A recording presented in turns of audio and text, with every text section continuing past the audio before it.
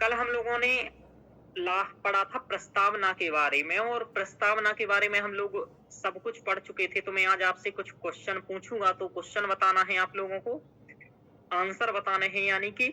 और कल मैं एक चीज लास्ट में मुझे ध्यान आया, मैंने आप लोगों को इस प्रस्तावना में बताना भूल गया था, तो वो मैं बता देता हूँ क्या भूल गया था आप लोगों ने।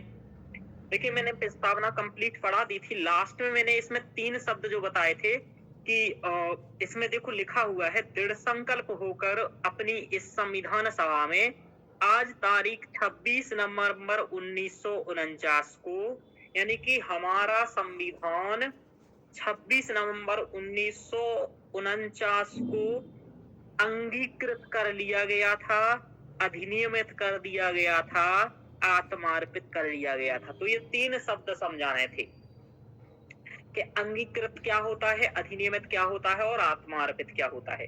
तो पहली बात, हमारा संविधान 26 नवंबर 1949 से लागू हो चुका था, लेकिन इसमें एक बात है कि सभी प्रावधान लागू नहीं हुए थे, कुछ प्रावधान लागू हो गए थे। बाकी कंप्लीट संविधान लागू हुआ था 26 जनवरी को, 26 जनवरी 1950 को। लेकिन कुछ प्रावधान हम मानेंगे 26 नवंबर 1949 को। तो 26 नवंबर 1949 को ही संविधान दिवस मनाया जाता है, यानी कि 26 नवंबर को क्या मनाया जाता है? संविधान दिवस। संविधान दिवस। और ये तथ्य 2023 के प्रीलिम्स में था कि 26 यानी कि 26 नवंबर को 1949 को संविधान दिवस मनाया जाता है। ऐसा आपको यदि ये मालूम होता तो आप एक क्वेश्चन सही कर सकते थे 2023 प्रीलिम्स का, ध्यान रखिए। और भी उसमें तथ्य थे साथ में, लेकिन ये भी एक महत्वपूर्ण तथ्य था। चलिए, अब इसका मतलब ये क्या है कि अंगीकृत, अधिनियमित और आत्मार्पित करते हैं। इसका मतलब ये है कि अंगीकृत करना यानी कि स्वीकारना, उसको हम अंगीकृत करते हैं, स्वीकारते हैं, ठीक है। अधिनियमित करते हैं। देखो, कोई भी जो लिखित संविधान होता है उसे एक निश्चित तिथि को अधिनियमित कर दिया जाता है।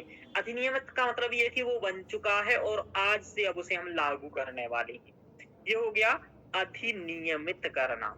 एक होता है आत्मार्पित, का मतलब ये कि हम सभी इस संविधान को अपनी अंतर आत्मा में अर्पित करते हैं, यानी कि अंतर आत्मा से स्वीकार करते हैं। तो ये हो गया आत्मार्पित, यानी कि अंतरात्मा से आत्मार्पित करना, एक निश्चित तिथि को अधिनियमित करना यानी कि लागू होना, अंगीकृत करना यानी कि स्वीकार करना। तो ये यानी कि हम लोगों ने अंगीकृत किया, अधिनियमित किया और आत्मार्पित किया। कब किया? तो 26 नवंबर 1949 को किया। ये था क्वेश्चन 2021 में पूछा गया था, तो यूपीएससी का ये भी है। तो इस प्रकार के क्वेश्चन आए हुए हैं, ध्यान रखो।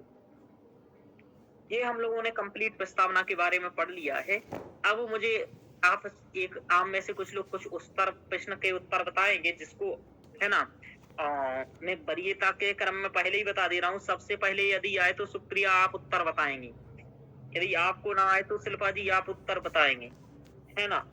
उसके बाद है ना, ओके सर, शिल्पा जी आप बता सकती हैं, है ना। Okay sir. और क्या नाम, रोशनी जी आप बता सकती हैं, नमन तुम भी बता सकते हो, है ना। तो रोशनी जी लास्ट में आपको बताना है, जो भी सबसे लास्ट में रोशनी जी को बताना है जी ना। सर। और चलिए, हाँ, तो इसका मतलब ये कि अब आप लोग ये बताइए कि भारत की प्रस्तावना कहाँ से ली गई है। भारतीय संविधान में प्रस्तावना का प्रावधान किसने, कहाँ से लिया गया?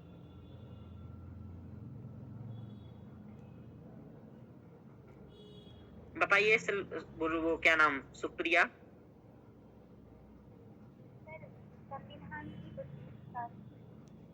आपकी आवाज नहीं आ रही है ढंग से, मैं पहले भी बता चुका हूँ। सर अभी आ रही है? हाँ, अब आ रही है।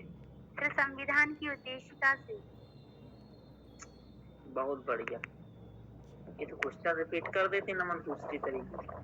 किस देश से ली गई है, मैं ये कहना चाह रहा हूँ प्रस्तावना। नमन याद आ रहा है कुछ?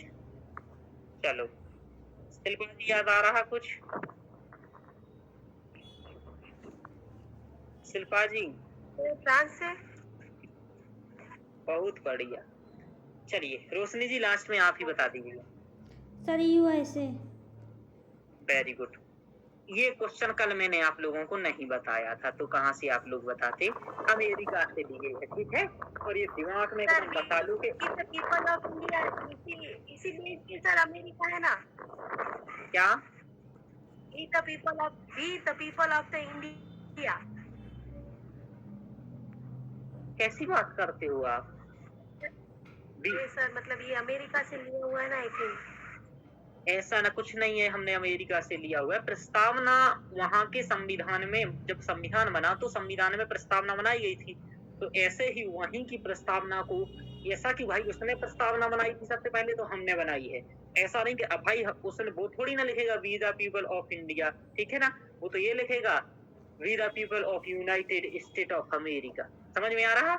हाँ तो सर मतलब जो ये वी द पीपल ऑफ हमने इंडिया लगा है ना, वहाँ पे सर अमेरिका लगा हुआ है। हाँ, पर ऐसा नहीं कहेंगे जैसा आप कह रहे हैं, आप सीधे प्रस्तावना को मतलब कहेंगे। वहाँ समझ से पा रहे हो? प्रेरणा, यूएसए से प्रेरणा ली है हमने, ये कहेंगे हाँ, प्रस्तावना तो को शामिल करने के लिए। अभिप्रेरित है वो। तो हाँ। कोई भी देश क्या कर लेगा बताओ? हम भारत के लोग, किसी को भी कहना पड़ेगा, उसको यही कहना पड़ेगा हम अमेरिका के, हम चीन के। समझ पा रहे हो? और ये जितने तो भी कॉमन बात प्रावधान है। लिए गए हैं विश्व से, वो यही कहा जाएगा आगे कि चलते हैं। अभिप्रेरणा दूसरा ली है। क्वेश्चन बताइए, दूसरे क्वेश्चन का आंसर बताइए मुझे। दूसरा क्वेश्चन ये बताइए कि बिना देखे प्रस्तावना बताना है, और कोई देखेगा नहीं, चोरी नहीं करेगा, क्योंकि चोरी करोगे तो यूपीएससी फेल करोगे, ये मेरा श्राप है सभी को, है ना। चोरी कोई नहीं करेगा यहाँ पर, जो है वो है, नहीं है तो याद करो तुरंत में। हाँ, क्योंकि सब क्वेश्चन किसी को नहीं आने वाले। अच्छा ये बताइए कि कितने प्रकार की स्वतंत्रता का प्रावधान है, बोलो। सुप्रिया याद है कौन कौन सी स्वतंत्रताएं हैं? हाँ सर 5 हैं। हाँ बताइए, बोलिए कौन कौन सी? विचार, वेरी गुड। अभिव्यक्ति, हाँ, विचार, अभिव्यक्ति, विश्वास,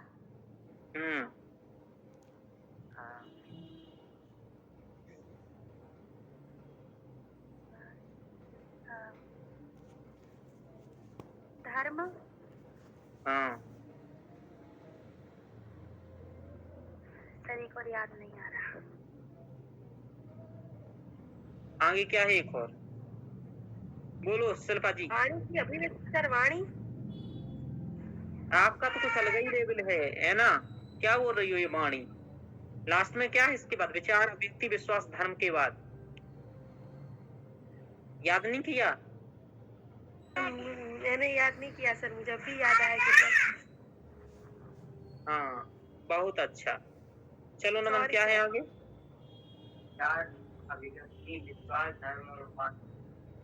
वेरी गुड। चलो तो ये है उपासना लास्ट में, तो रट लो अभी। विचार, अभिव्यक्ति, विश्वास, धर्म और उपासना की स्वतंत्रता, ये कहाँ से लिया गया है सुप्रिया? किस देश से लिया गया है? सर अमेरिका से। बहुत बढ़िया, ताली बजाओ इनके लिए, ताली बजाओ। लो ताली हम ही बजा दिए। शिल्पा जी कहाँ से लिया गया है?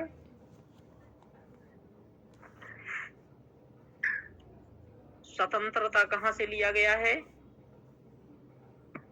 शिल्पा जी जल्दी से बोलो। हाँ सर, सर सॉरी मैंने प्रश्न नहीं सुना। हाँ, आप सुनना भी मत। Sorry sir. हाँ, तो ध्यान लगाओ ना, जब यहाँ पूछ रहे हैं तो आप कम से कम सुनो प्रश्न, नहीं तो फिर मैं आगे बढ़ जाऊं, पढ़ाऊं डायरेक्ट। स्वतंत्रता का प्रावधान कहाँ से लिया गया है? स्वतंत्रता का प्रावधान किस देश से लिया गया है? पूछा गया है यूपीएससी में सब कुछ, जो मैं पूछ रहा हूँ यूपीएससी में सब कुछ पूछा गया है, बस मैं 1 लाइनर पूछ रहा हूँ, उसमें 4-5 लाइनर एक साथ पूछ लिए। चलिए बोलो नमन।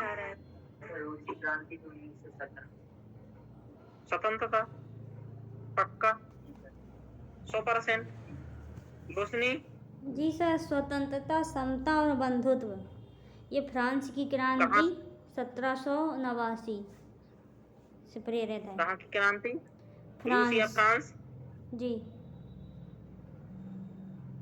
देखो एक बार तथ्य चेक करो। रुक जाओ, हम चेक करके बताते हैं। तुम मत करो नमन, हम देख लेते हैं।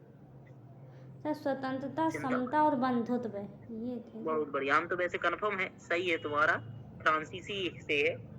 चलो तो देखो, हाँ 1789 में जो फ्रांसीसी क्रांति हुई उसी से है। ठीक है, वेरी गुड।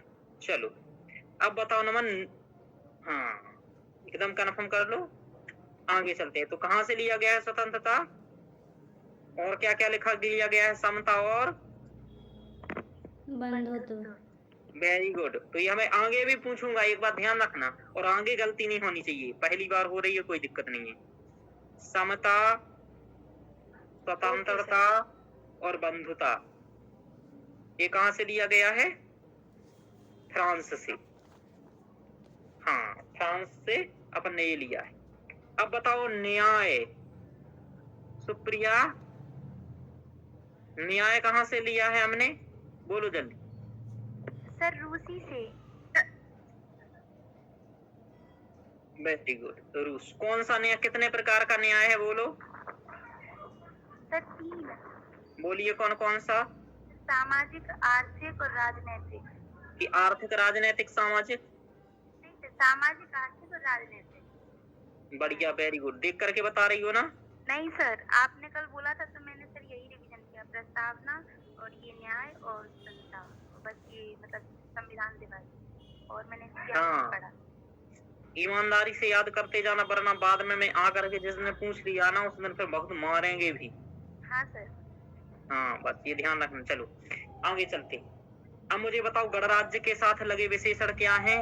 सुनाओ सुप्रिया। हाँ सर। गणराज्य के साथ क्या विशेषण लगे हुए हैं? सर आगे पीछे हो सकते हैं क्या? हाँ आगे पीछे नहीं हो सकता है, क्योंकि वो आगे पीछे खुद कर लेगा।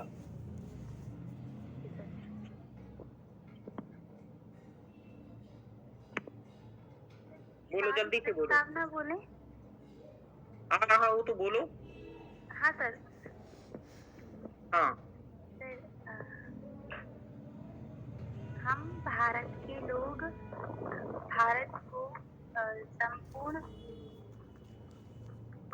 क्या जो बोलते नहीं बनता, संपूर्ण प्रभुत्व संपन्न, क्या ही बोलते, संपूर्ण प्रभुत्व संपन्न, लोकतांत्रिक, समाजवादी और पंथनिरपेक्ष गणराज्य। बहुत बढ़िया, बहुत गलत बोला है। चलो शिल्पा जी आप बोलो, याद है? नहीं है सर, मुझे सच में याद नहीं है सर। चलो रोशनी जी आप बताओ अब। हम भारत के लोग भारत को एक संपूर्ण प्रभुत्व संपन्न समाजवादी पंथनिरपेक्ष लोकतांत्रिक गणराज्य बनाने के लिए तथा उसके समस्त नागरिकों को सामाजिक, आर्थिक, राजनैतिक, न्याय, विचार अभिव्यक्ति, विश्वास, धर्म और उपासना, प्रतिष्ठा और अवसर की नहीं प्रतिष्ठा, सर इतनी याद नहीं है फिर आगे। हाँ बहुत अच्छा, याद नहीं है मतलब। चलो शिल्पा जी आपको भी नहीं है।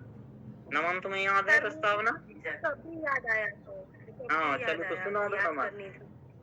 हम भारत के लोग एक संपूर्ण प्रभुत्व संपन्न समाजवादी धर्मनिरपेक्ष लोकतांत्रिक राज्य बनाने के लिए तथा उसके समस्त नागरिकों को सामाजिक, आर्थिक और राजनीतिक न्याय प्राप्त कराने, राजनीतिक न्याय, विचार, अभिव्यक्ति, विश्वास, धर्म, उपासना की स्वतंत्रता, प्रतिष्ठा एवं अवसर की क्षमता प्राप्त कराने के लिए तथा उन सब में राष्ट्र की, व्यक्ति की गरिमा और राष्ट्र की एकता और अखंडता को सुनिश्चित करने वाली के लिए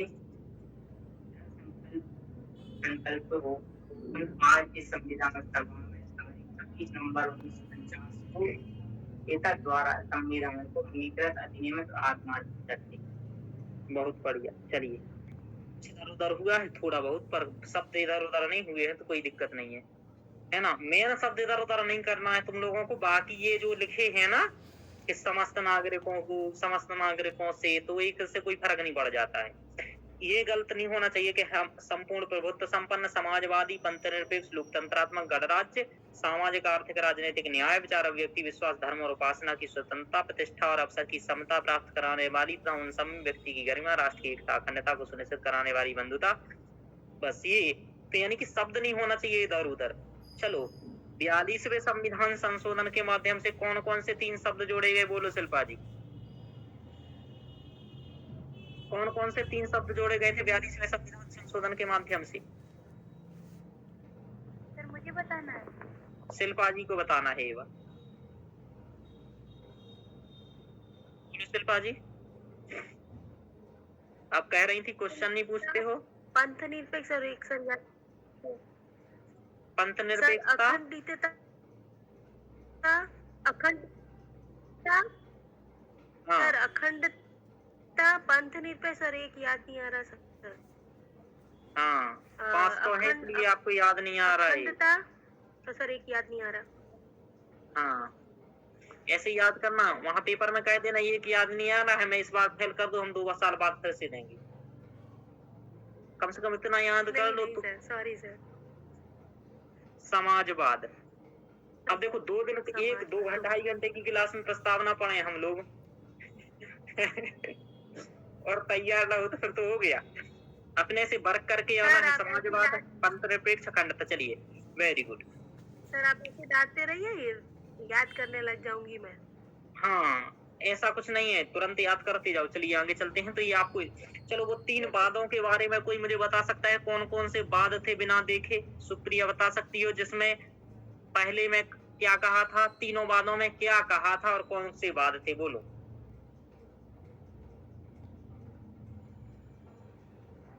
वैसे वाद तो आपको बताऊं 6-7 थे, लेकिन मैंने बताए नहीं थे आपको। तो 3 ही वाद याद रखो, कम से कम पढ़ो, लेकिन कम से कम याद रखो। बोलो। सर क्वेश्चन रिपीट कीजिए। चलो, शिल्पा जी को याद है, रोशनी जी याद है? सर मुझे 3 केस याद है, पर उसके जो निर्णय है वो याद नहीं है। केशवानंद, हाँ। बेरुबारी, मिनरवा मिल। बहुत बढ़िया, वेरी गुड। ये सब किस चीज के बाद बता रही हो? बाद ही अकेले नहीं बताने हैं, नहीं तो फिर तो सर 500 बता देंगे आपको बाद ही बाद। 21-22 तो अकेले कुछ भी बात से थोड़ी ना होता है। ये याद रखना है किस बात में क्या कहा। और आप जो बात बता रही हो वो भी सही नहीं बता रही, क्रम से बात चाहिए इसे यहाँ। Okay sir. बोलो। ठीक है, रोशनी जी बोलो। मेंस में बात ही लिखना पड़ेंगे क्योंकि, और आपकी तैयार अब नहीं है सर इसका हमें उत्तर क्वेश्चन प्रस्तावना। नहीं आ रहा समझ में, मतलब कौन से बात बताने हैं?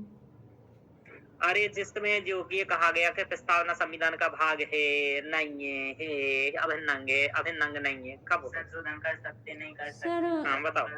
सर शायद मिनरवा मिल्स में कहा था। बहुत बढ़िया, वेरी गुड। चलो, तीनों लोगों को याद नहीं है। बोलो नमन, पहला कौन सा था? बेरुबारी वाद 60 में ये कहा गया। बेरुबारी वाद, हाँ 1960। अब बोलो क्या कहा गया? न्यायालय द्वारा प्रस्तावना जो है संविधान का, हाँ, संविधान का ऐसा नहीं, ऐसा कहा गया कि संविधान का मतलब खुल के नहीं कहा गया, ऐसा कहा गया, खुल के नहीं लिखना है, थोड़ा घुमा फिरा करके कहा उसने कि उद्देश्य का सामान्य प्रयोजनों को दर्शाती है। और देखो, सामान्य उद्देश्य को दर्शाती है, और यदि कोई अस्पष्टता रहती है संविधान के अनुच्छेद में तो उसकी व्याख्या में इसको हम प्रयोजित कर सकते हैं। यह उद्देश्य का संविधान का हिस्सा नहीं, यानी कि इतनी, हाँ, तो ये पहले नहीं कहने इधर से। दूसरा है केशवानंद भारतीवाद 1973। हाँ, तो बेरुबारी यूनियन केस बाद, तो बेरुबारी यूनियन केस बाद में कहे 1960 का है। दूसरा है केशवानंद भारतीवाद, क्या है? हाँ, जो मिनर्वा मिल्स बोल रहे हैं वो भी ठीक बोल रहे हैं, मैं आपको बताऊं, गलत नहीं बोल रहे हो, लेकिन यहाँ मिनर्वा मिल्स मैंने नहीं पढ़ाया था, है ना। तो मिनर्वा मिल्स भी है, लेकिन मैंने यहाँ नहीं बताया था। कहा गया था कि संविधान का भाग है, हाँ ठीक है, और इसमें भी संशोधन किया जा सकता है, बशर्ते मूल संरचना में व्यवधान उत्पन्न न हो। हाँ तो ऐसे ही। और तीसरा है भारतीय जीवन बीमा निगम अनुवाद 1995। हाँ इसमें कहा था कि संविधान का अभिन्न अंग ये 2020 में पूछा गया। हाँ तो ये वाला है। चलो तो देखो, नमन ने याद किया है, मतलब तुम सबसे नमन ठीक पढ़ रहा है ना भाई, ये पढ़ोगे तो हो जाएगा सिलेक्ट। क्या याद भी अच्छे से किया है, मतलब क्रमशः।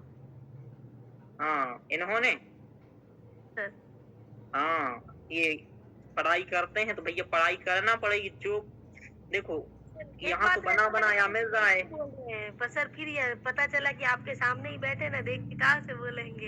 यही नहीं बोल सकते हैं। आज डंडा भी रखा है इन्हें मारने को, किसके, लोहे की, लोहे की स्केल से। एक ही तो केवल छात्र है, एक नहीं है, तो रोशनी जी भी पिटी है स्केल से तो। Okay sir. नमन भी पिटा है। सर हमारी वर्ड से ही पिटाई हो जाती है। चलिए आगे चलते हैं। तो शब्द ऑफलाइन वाले तो भेदी पिट बाण जाते है हैं। ना शिल्पा जी? क्या? शब्द भेदी बाण। हाँ हाँ वैसे बोल रहे, हम वर्ड से पिट हाँ, जाते हैं। तो आपके पति देव सुनते जा रहे हैं ना कि ये शिल्पा जी कम पढ़ रही हैं। अरे सर आज वो अभी बाहर गए हुए हैं, अभी मतलब आराध्या को लेके बाहर गए हुए हैं। मन के आपका ज्यादा परेशान हो, मैं थोड़ी देर बाहर लेके चला जाता हूँ, और उनका फोन चार्ज नहीं है आज। अच्छा, तो आज मतलब मौके पर नहीं है। चलो हाँ सर आ जाएंगे सर, अभी आ जाएंगे, ज्यादा हाँ, टाइम मतलब ये कि नहीं। चलो तो ये हो गया। और क्या केस है, और हम इसमें आपसे ये भी पूछ सकते, क्या ही पूछे। बाकी ये बताओ कि देखो ये जो एकता अखंडता शब्द है ये कहाँ कहाँ पर है। लेकिन अभी ये क्वेश्चन पूछने लायक है नहीं, क्योंकि आपने अभी प्रस्तावना नहीं, अभी वो नीति निर्देशक तत्व पढ़े हैं। शपथ में है सर मूल कर्तव्यों में है और प्रस्तावना में है। हाँ एक तो मूल कर्तव्य में है, एक प्रस्तावना में है। क्या कहीं नीति निर्देशक तत्व में है एकता अखंडता? सर होगा तो पता नहीं है नीति निर्देशक तत्वों का। मूल में भी रहता है। ये हाँ, तो डीपीएसपी में नहीं है, ये बात ध्यान रखना। जी सर। Okay sir. तो मूल कर्तव्य और इस प्रस्तावना में है कि हमारी एकता अखंडता वाला बंधुता वाला सिस्टम। तो एकता अखंडता और बंधुता वाला सिस्टम इन तीनों जगह पर ध्यान रखो, मतलब दोनों जगह पर। तो मूल अधिकारों में है क्या? नहीं। चलिए ये वाली बात हमने ही बता दी आपको उत्तर। तो बस यही आपको मुझे बताना था, यही आपको करना है। बाकी आपको ये सब याद करना है। क्वेश्चन देखे थे कल आप लोगों को, कुछ भेजे थे मैंने मेंस के। हाँ फ्री पर फोकस है, ज्यादा फ्री पर। हाँ मेंस पर फोकस करो अभी, है ना। फ्री किस समय मेंस पर करो, नहीं तो उल्टा पुल्टा कर दो सब। चलो तो आगे बढ़ा जाए। जी सर। बोलते जाना, क्योंकि अब हमने हटा दिया है आप लोगों को यहाँ से। अब केवल पीडीएफ दिखेगी, हम आप लोग नहीं दिखोगे। चलो आप लोग अच्छा नहीं। अब हम लोगों को आज नया पढ़ना है टॉपिक्स, और नए टॉपिक्स के बारे में पढ़ेंगे। चलिए कोई बात नहीं, हम लोगों ने थोड़ा सा क्वेश्चन वगैरह इसलिए कर लिया कि तो जो पढ़ा है तो पूछ लें, और कोशिश करना कि चीजों को याद करना प्रीलिम्स की दृष्टि से। और यदि आपको एक मैं पीडीएफ डाउनलोड करके भेज दूंगा तो वो क्वेश्चन भी साथ साथ देखते जाना पढ़ने की, वरना मैं ही एक दिन पढ़ा करने के बाद 3-4 दिन बाद एक साथ वो क्वेश्चन ले आऊंगा, जब मैं 4-5 अध्याय पढ़ा दूंगा, ठीक है ना, प्रीलिम्स के। तो एक दिन वो मैं प्रीलिम्स का क्वेश्चन ही डिस्कस कर दूंगा आपसे, मौलिक कर्तव्य तक का, ठीक है ना। हाँ तो जब ये मौलिक कर्तव्य तक मैं कंप्लीट पढ़ा दूंगा तो याद करते जाओ। मैं मौलिक कर्तव्य को यूपीएससी के मौलिक कर्तव्य होने के बाद यूपीएससी के पीवाईक्यू लाऊंगा, जितना भी पढ़ा चुका हूँ, तो वो आप वहां करेंगे हम प्रीलिम्स के। क्योंकि मेंस के मैं साथ साथ आपको बताते जाऊंगा। देखो मैंने मेंस के पीवाईक्यू आपको भेज दिए थे, वो अपने रजिस्टर में नोट्स में बना करके लिखना है, ठीक है। और एक बात ध्यान रखना, ये मत सोचना कि हम पीडीएफ निकलवा लेंगे, बात मानो, लिख लो इस चीजों को, इम्पोर्टेंट है ना।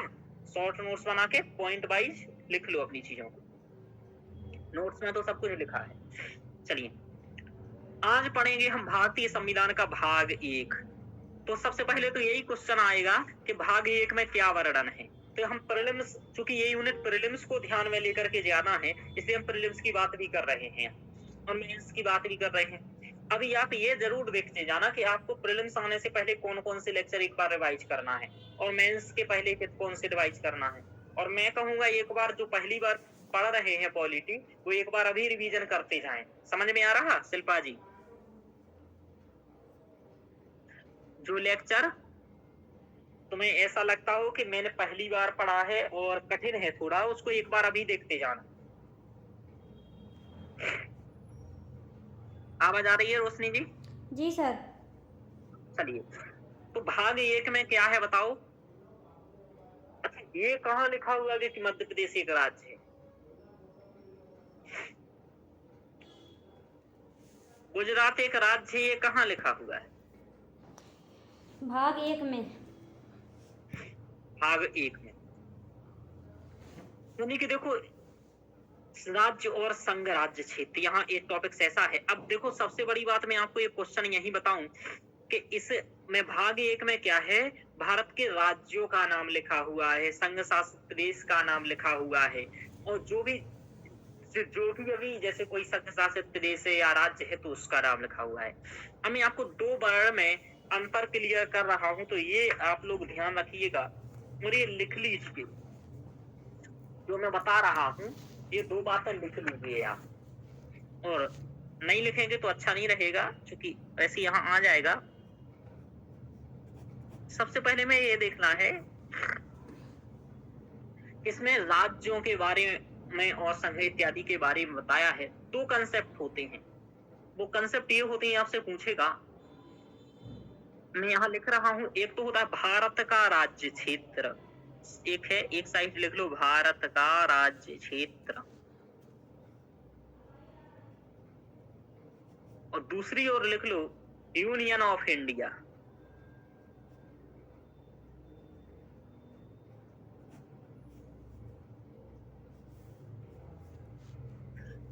अब मुझे बताओ इन दोनों में अंतर क्या है? शिल्पा जी बता पाओगी अंतर क्या है?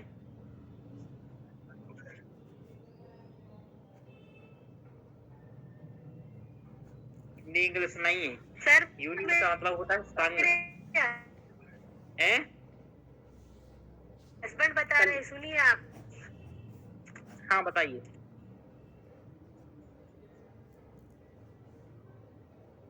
बताइए। भारत का राज्य क्षेत्र और यूनियन ऑफ इंडिया,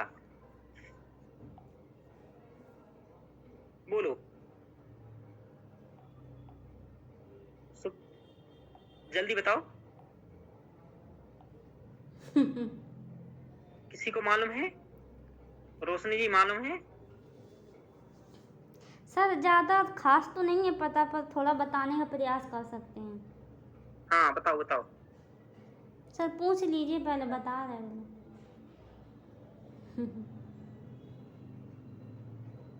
शिल्पा जी बता रही हो? सर नहीं। चलिए आगे चलो, बोलो रोशनी बोलो। सर यूनियन ऑफ इंडिया, इसका जो मतलब सर वैसे कंफर्म तो श्योर नहीं है सर, कंफर्म पता नहीं है, लेकिन यूनियन ऑफ इंडिया इसका मतलब है सर भारत राज्यों का, मतलब यूनियन ऑफ इंडिया मतलब राज्यों का संघ होगा। तो भारत राज्यों का संघ है, यानी कि मैं ये पूछना चाह रहा हूँ और क्लियर कर दूं क्वेश्चन कि इन दोनों में व्यापक अवधारणा कौन है? सर व्यापक यूनियन ऑफ इंडिया।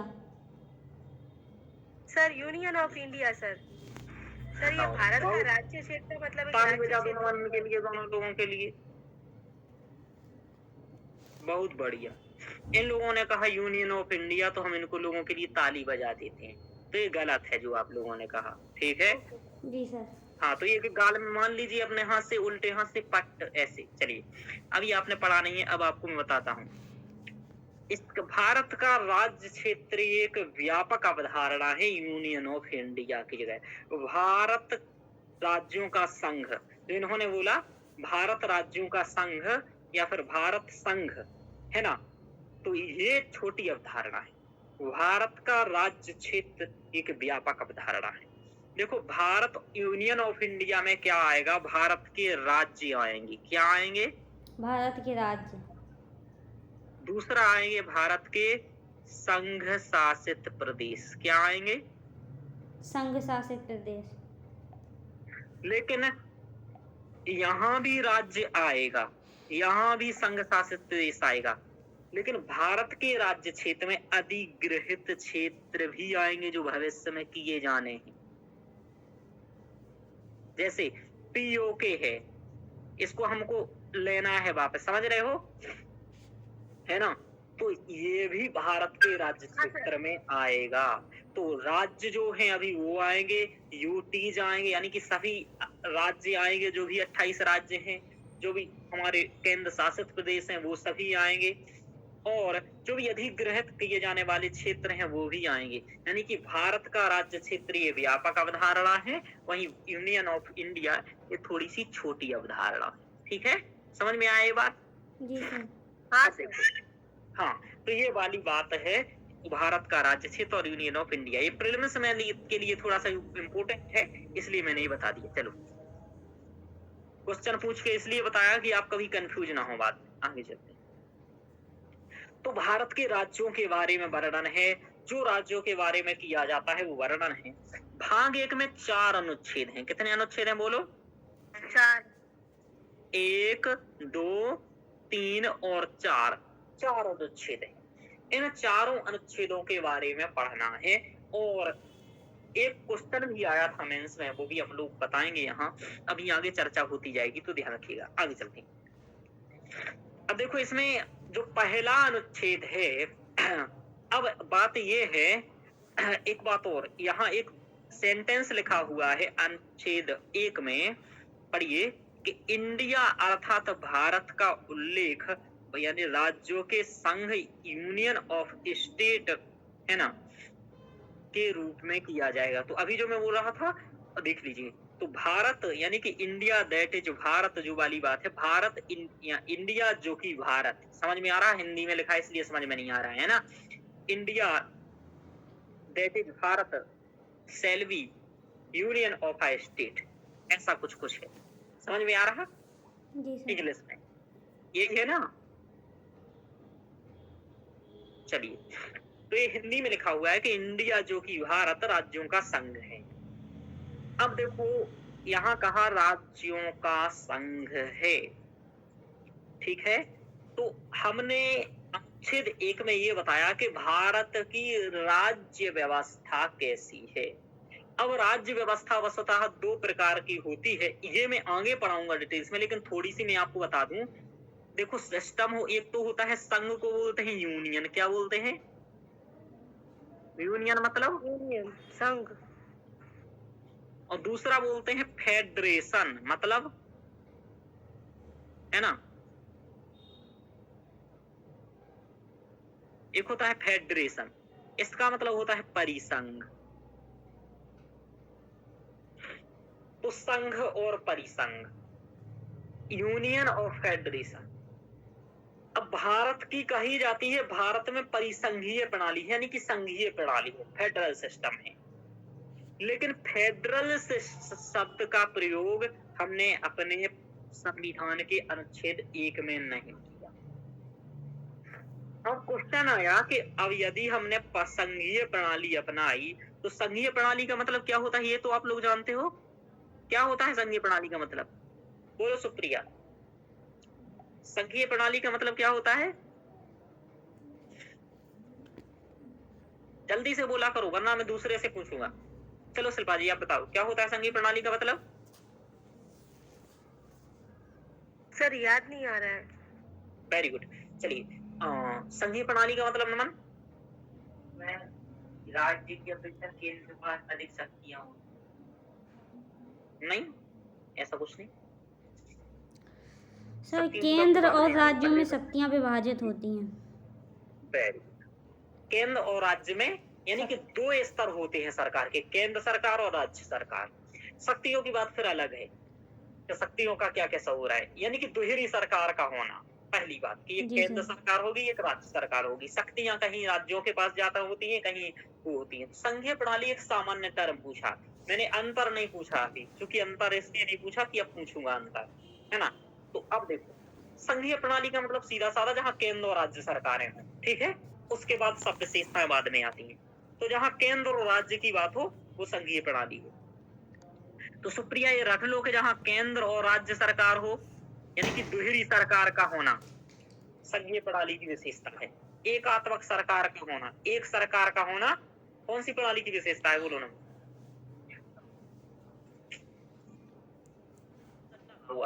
वरना वो याद नहीं होगा। एकात्मक व्यवस्था, देखो संघात्मक, एकात्मक, अध्यक्षीय और संसदीय दोनों बहुत अंतर है। ये जब कर लेना एक एक माला।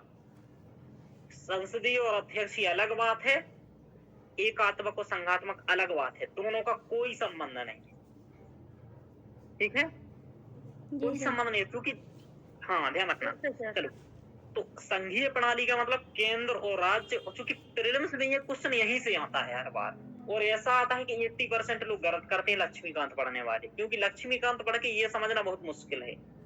चलो, तो संघीय प्रणाली मतलब केंद्र और राज्य, संघीय मतलब केंद्र और राज्य यानी कि दुहरी सरकार का होना, और एक सरकार का होना मतलब ब्रिटेन, मतलब एकात्मक प्रणाली।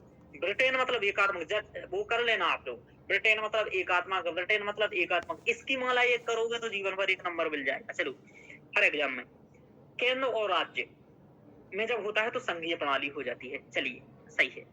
अब बात क्या है कि संघीय प्रणाली में केंद्र और राज्य सरकारों में वर्णन है, तो ये तो संघीय प्रणाली है ना।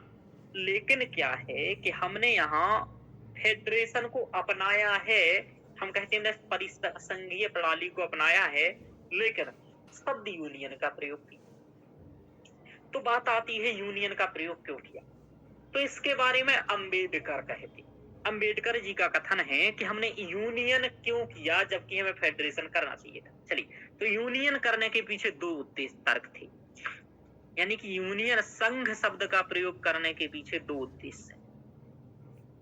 ये बातें सब इस पीडीएफ में नहीं लिखी हैं, देखो आपको बताऊं, क्योंकि इस पीडीएफ का दायरा ज्ञान से सीमित होता है। पीडीएफ में सब कुछ नहीं लिख सकते हैं, ध्यान रखो। जितना मुझे है वो तो बिल्कुल भी नहीं लिखा जाएगा, किसी का भी नहीं लिखा जाएगा। चलिए, तो इसके दो उद्देश्य थे, ये मतलब ऐसा लिखने के पीछे, और ये अंबेडकर जी के तर्क हैं, तो आपको ये काम आएंगे तर्क। चलिए, क्या तर्क देते हैं कि हमने संघ शब्द का प्रयोग इसलिए किया, पहला बात तो ये कि हमारा जो भारत है वो किसी समझौते का परिणाम नहीं है, इसको स्पष्टता दर्शाने के लिए कि समझौता का परिणाम नहीं।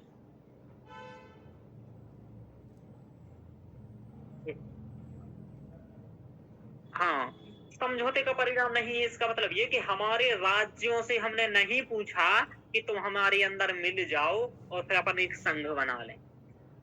हमारे यहाँ जन इच्छा, समझ में आ रहा, जनता द्वारा चुनी गई संविधान सभा की एक सामान्य जन इच्छा के द्वारा राज्य शामिल हुए हैं। किसके द्वारा हुए हैं? सामान्य जन इच्छा के द्वारा, ध्यान रखो, है ना, जन इच्छा कर सकते हो उसको मिला करके, सामान्य जन इच्छा के द्वारा। हाँ, तो यानी कि तो एक तो ये हो गया, दूसरा इसलिए कि हमारे राज्यों को संघ से अलग होने का अधिकार किसी भी कीमत पर नहीं।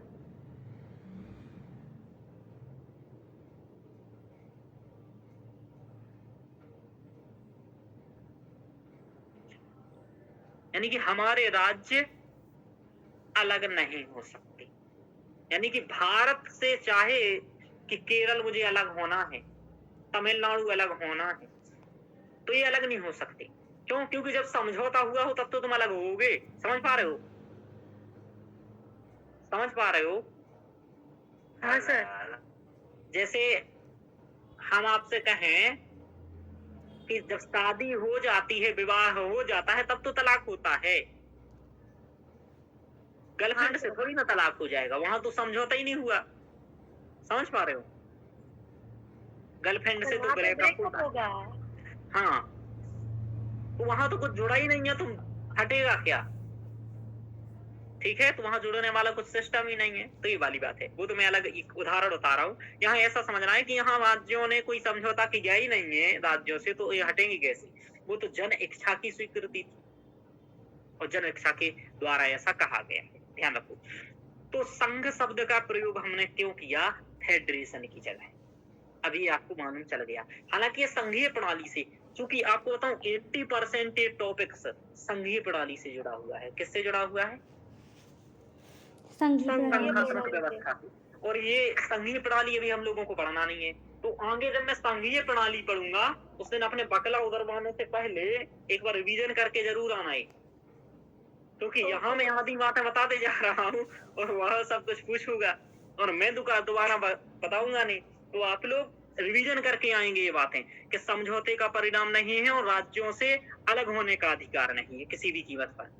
ऐसा मैं इसलिए कह रहा हूँ रिवीजन करके आना, क्योंकि वहां आगे क्लास बनाएंगे हम इससे, यही बातें नहीं करते रहेंगे। आगे चलते हैं। तो यानी कि राज्यों से अलग होने का अधिकार नहीं है। आगे देखते हैं। अब देखो इसके बाद क्या हुआ कि स्पष्ट हुआ संघ का प्रयोग क्यों किया। अब देखो हमारे यहाँ गया है आगे, हम ये नहीं पढ़ा रहे हैं। देखो क्योंकि अमेरिका के जो राज्य हैं वो समझौते का परिणाम है। किस तरह के राज्य समझौते का परिणाम है? अमेरिका के। और इसलिए अमेरिका को राज्यों पर को भी सामान्यतः तो अलग होने का अधिकार नहीं है, लेकिन अगर कोई ठान ले कि मैं तो अलग होना ही है तो हो भी सकता है। समझ में आ रहा? लेकिन भारत के राज्य किसी भी कीमत में अलग नहीं हो सकते, क्योंकि वहां समझौते का परिणाम। वैसे वहां अलग होने का प्रश्न उठता नहीं है। क्यों नहीं उठता है मैं आपको बताऊं, क्योंकि वहां सभी राज्यों को बराबर बराबर अधिकार मिला हुआ है। समझ पा रहे हो? जी सर। हाँ सर। तो किसी राज्य को किसी राज्य से दिक्कत होती नहीं है। यहाँ सभी राज्यों को बराबर महत्ता नहीं मिली है, अलग अलग महत्ता मिली है। इसलिए यहाँ ये प्रश्न होता है उसे विशेष राज्य का दर्जा दे दिया है, मैं नहीं दिया, तो यहाँ दिक्कत होती है। तो भारत में व्यक्ति अपने दुख से दुखी नहीं है, दूसरे के सुख से दुखी। समझ में आ रहा? जी सर। हाँ सर। चलो हाँ, तो ये वाला बात है। तो चलिए संघ का प्रयोग क्यों किया ये मैंने कंसेप्ट आपको बता दिया। आगे चलते हैं। देखो 2 कंसेप्ट क्लियर हुए, आगे चलते हैं तीसरे में देखेंगे। अब देखो यानी कि अब हमारा अनुच्छेद 1 फिर से पड़ेगा। देखो एक एक शब्द को कितना क्लियर करना पड़ता है। चलिए, इंडिया अर्थात भारत का उल्लेख राज्यों के संघ के रूप में होगा, यानी कि भारत राज्यों का संघ होगा, यानी कि कई सारे राज्यों का संघ। एक वाक्य और लिख लीजिए, भारत अविनाशी राज्यों का सॉरी थोड़ा सा गलत हो गया, भारत विनाशी राज्यों का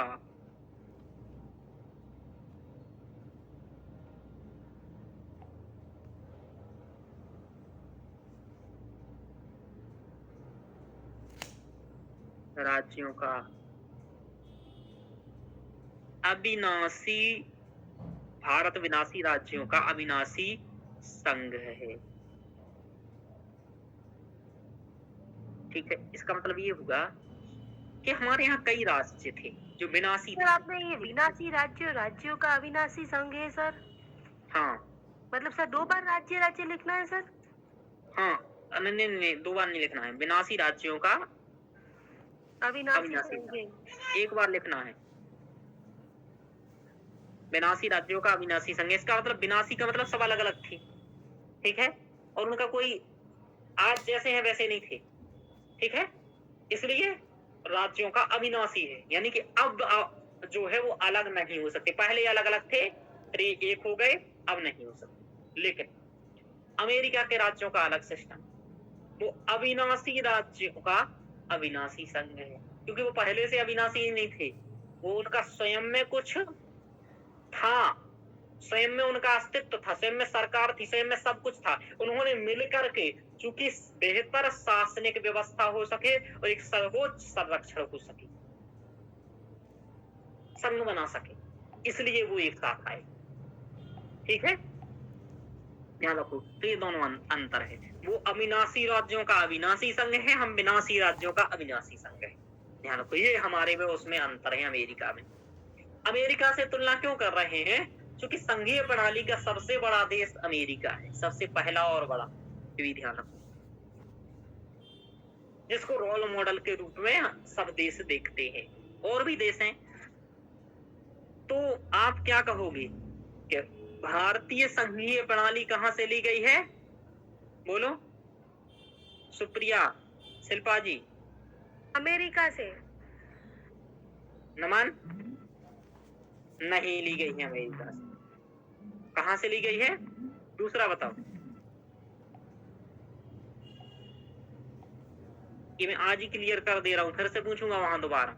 और जिसने अमेरिका कहा उसको कनाडा से। कहां से ली गई है? कनाडा से। फिर मेरा संघीय प्रणाली, चूंकि संघीय प्रणाली के दो मॉडल हैं, एक कनाडा का, एक भारत का, कनाडा का, एक अमेरिका का। तो हम कनाडा से लिए हैं, चूंकि हमारी अमेरिका के अनुरूप व्यवस्था बन नहीं पा रही थी। ठीक है, तो कनाडा से हमारा है। तो हमारी संघीय प्रणाली कहां से ली गई है? बोलो कनाडा से। देखो उत्तर बदल गया, अभी बदल ही रहे। चलो, मैंने इसलिए पूछा अमेरिका, क्योंकि मैं अमेरिका समझा रहा था और आप लोगों का उत्तर अमेरिका होता, मुझे पता था। इसलिए मैंने ऐसा बताया कि एकदम क्लियर रखो ये बात कि हमने कनाडा से लिया है मॉडल, भले अमेरिका का है। तो बात ये है, हमने अमेरिका का लिया क्यों नहीं है? समझ में आ रहा?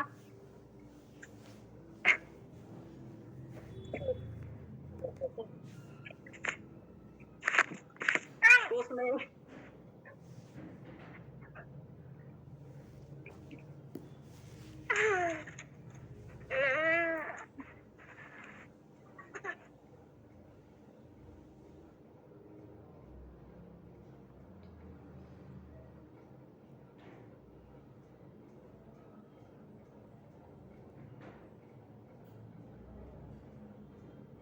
सर आवाज़ नहीं आ रही। रोशनी जी, सर ने म्यूट कर रखा है। स्क्रीन भी शेयर नहीं है।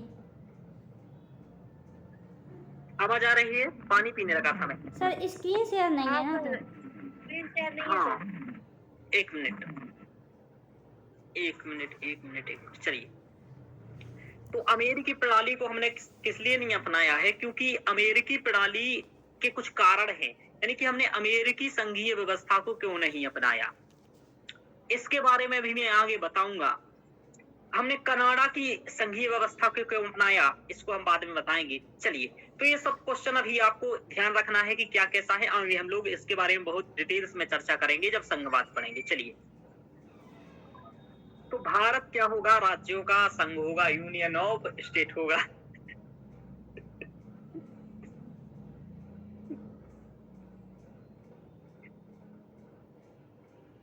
तो समझ में आया अनुच्छेद 1 क्या कह रहा है कि भारत, अब देखो इसमें क्या क्या है। भारत का राज्य क्षेत्र का मतलब क्या है? भारत के राज्य क्षेत्र को 3 श्रेणियों में वर्गीकृत कर सकते हैं। वो 3 क्या क्या है? तो देखो, पहला तो भारत के राज्य क्षेत्र, पहली अनुसूची में विनिर्दिष्ट राज्य क्षेत्र। अच्छा, ये बताओ किस अनुसूची में भारत के राज्य क्षेत्रों के बारे में उल्लेख है? पहली अनुसूची में। हाँ, और इसमें ऐसे अन्य राज्य क्षेत्र आ जाते हैं जो अर्जित किए जाएंगे। तो भारत का राज्य क्षेत्र एक व्यापक अवधारणा है, जिसकी मैं बात कर रहा था, उसी को ये बता रहा है। ठीक है ना? तो अनुसूची 1 में है, आगे चलते हैं। राज्यों के राज्य क्षेत्र, अभी वर्तमान में 28 राज्य हैं और 8 संघ शासित प्रदेश हैं। ये नया अपडेट डाटा है, तो ये आप एकदम क्लियर रखिएगा। कितने यूटी कितने हैं? 8 सर। हाँ, और राज्य कितने हैं? 28 राज्य हैं। ध्यान रखो, ये अपडेट डाटा है। तो राज्य यानी कि संघीय प्रणाली के सदस्य हैं राज्य, तथा केंद्र के साथ शक्तियां साझा करते हैं। यानी कि कुछ शक्तियां हैं जो केंद्र को दी गई हैं, कुछ राज्य को दी गई हैं, ध्यान रखो। संघ राज्य क्षेत्र यानी कि सीधे केंद्र सरकार द्वारा शासित।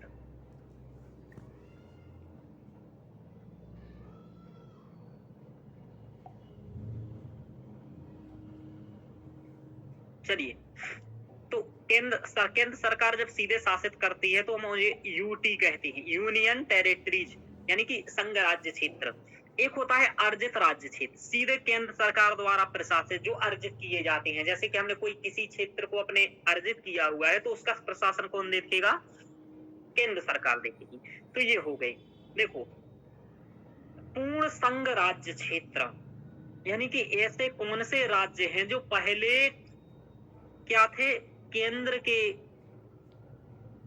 है ना, केंद्र के अधिकार में थे, यानी कि केंद्र सरकार वहां का सीधे प्रशासन देखती थी, लेकिन जो आज एक पूर्ण राज्य का दर्जा प्राप्त कर चुके हैं। समझ में आ रहा?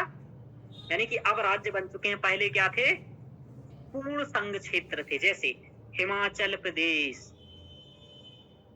मणिपुर, त्रिपुरा, मिजोरम, अरुणाचल प्रदेश और गोवा। ये ऐसे हैं, क्षेत्र हैं जो पहले केंद्र के नियंत्रण में सीधे थे, यानी कि केंद्र सरकार प्रशासन देखती थी, लेकिन अब ये पूर्ण राज्य का दर्जा प्राप्त है इन्हें। पूर्ण राज्य का मतलब, दर्जा प्राप्त करने का मतलब ये कि इन्हें भी अपनी शक्तियां, इनके पास भी कुछ शक्तियां हैं और संघ सरकार के पास भी शक्तियां हैं। पहले इन राज्यों के, इनके बारे में कि पूर्ण शक्तियां किसके पास थी? केवल संघ के पास थी। तो समझ में आ रहा शिल्पा जी ये बात? हाँ सर। चलिए, संघ राज्य क्षेत्रों की आवश्यकता क्यों पड़ती है? देखो, संघ राज्य क्षेत्रों की आवश्यकता यानी कि देखो, हम लोगों ने ये कैसा मॉडल अपनाया? अभी आप कहोगे कुछ राज्य हैं, कुछ यूटी हैं जो कि केंद्र के नियंत्रण में हैं, और एक केंद्र सरकार तो है ही। तो ऐसा ही तीन तीन क्यों है? अमेरिका जैसा दो क्यों नहीं है? जैसे कि अमेरिका जैसा ऐसा कि वहां केंद्र है और राज्य है, बीच का कुछ है ही नहीं, जैसे यहाँ यूटी वाला है। तो ये यूटी बीच वाला क्यों है कि जिस पर पूरा केंद्र का नियंत्रण रहता है? इसके कुछ कारण है। वो कारण क्या है बताता हूं। राजनीतिक और प्रशासनिक दृष्टि से, यानी कि राजनीतिक दृष्टि से और प्रशासनिक दृष्टि से वहां की प्रशासनिक व्यवस्था बेहतर नहीं है और राजनीतिक अस्थिरता चल रही हो, है ना, या सांस्कृतिक विशिष्टता के कारण, या जैसे सांस्कृतिक विशिष्टता के कारण, या सामरिक महत्व हो उनका, समझ पा रहे हो? जैसे कि या जनजातीय हो, सामरिक महत्व यानी कि सीमा से संबंधित कुछ महत्व हो। जैसे क्या करेगी कि अरुणाचल प्रदेश है मान लो, समझ में आ रहा?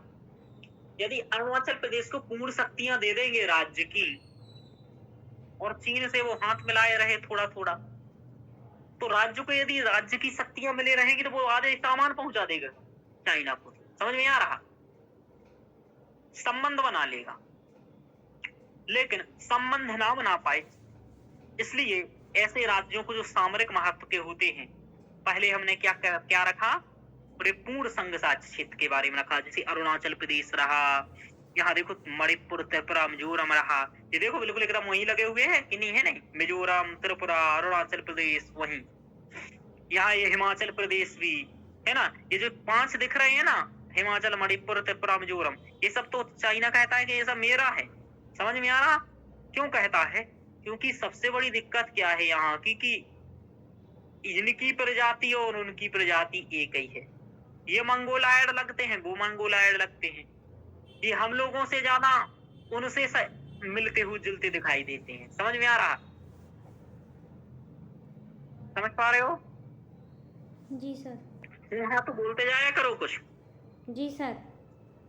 हाँ, चलिए, तो संघ राज्य क्षेत्र क्यों बनाए गए हैं, इसका आपसे पूछेगा कि क्यों संघ राज्य क्षेत्र बनाए गए हैं, तो क्या कहोगे?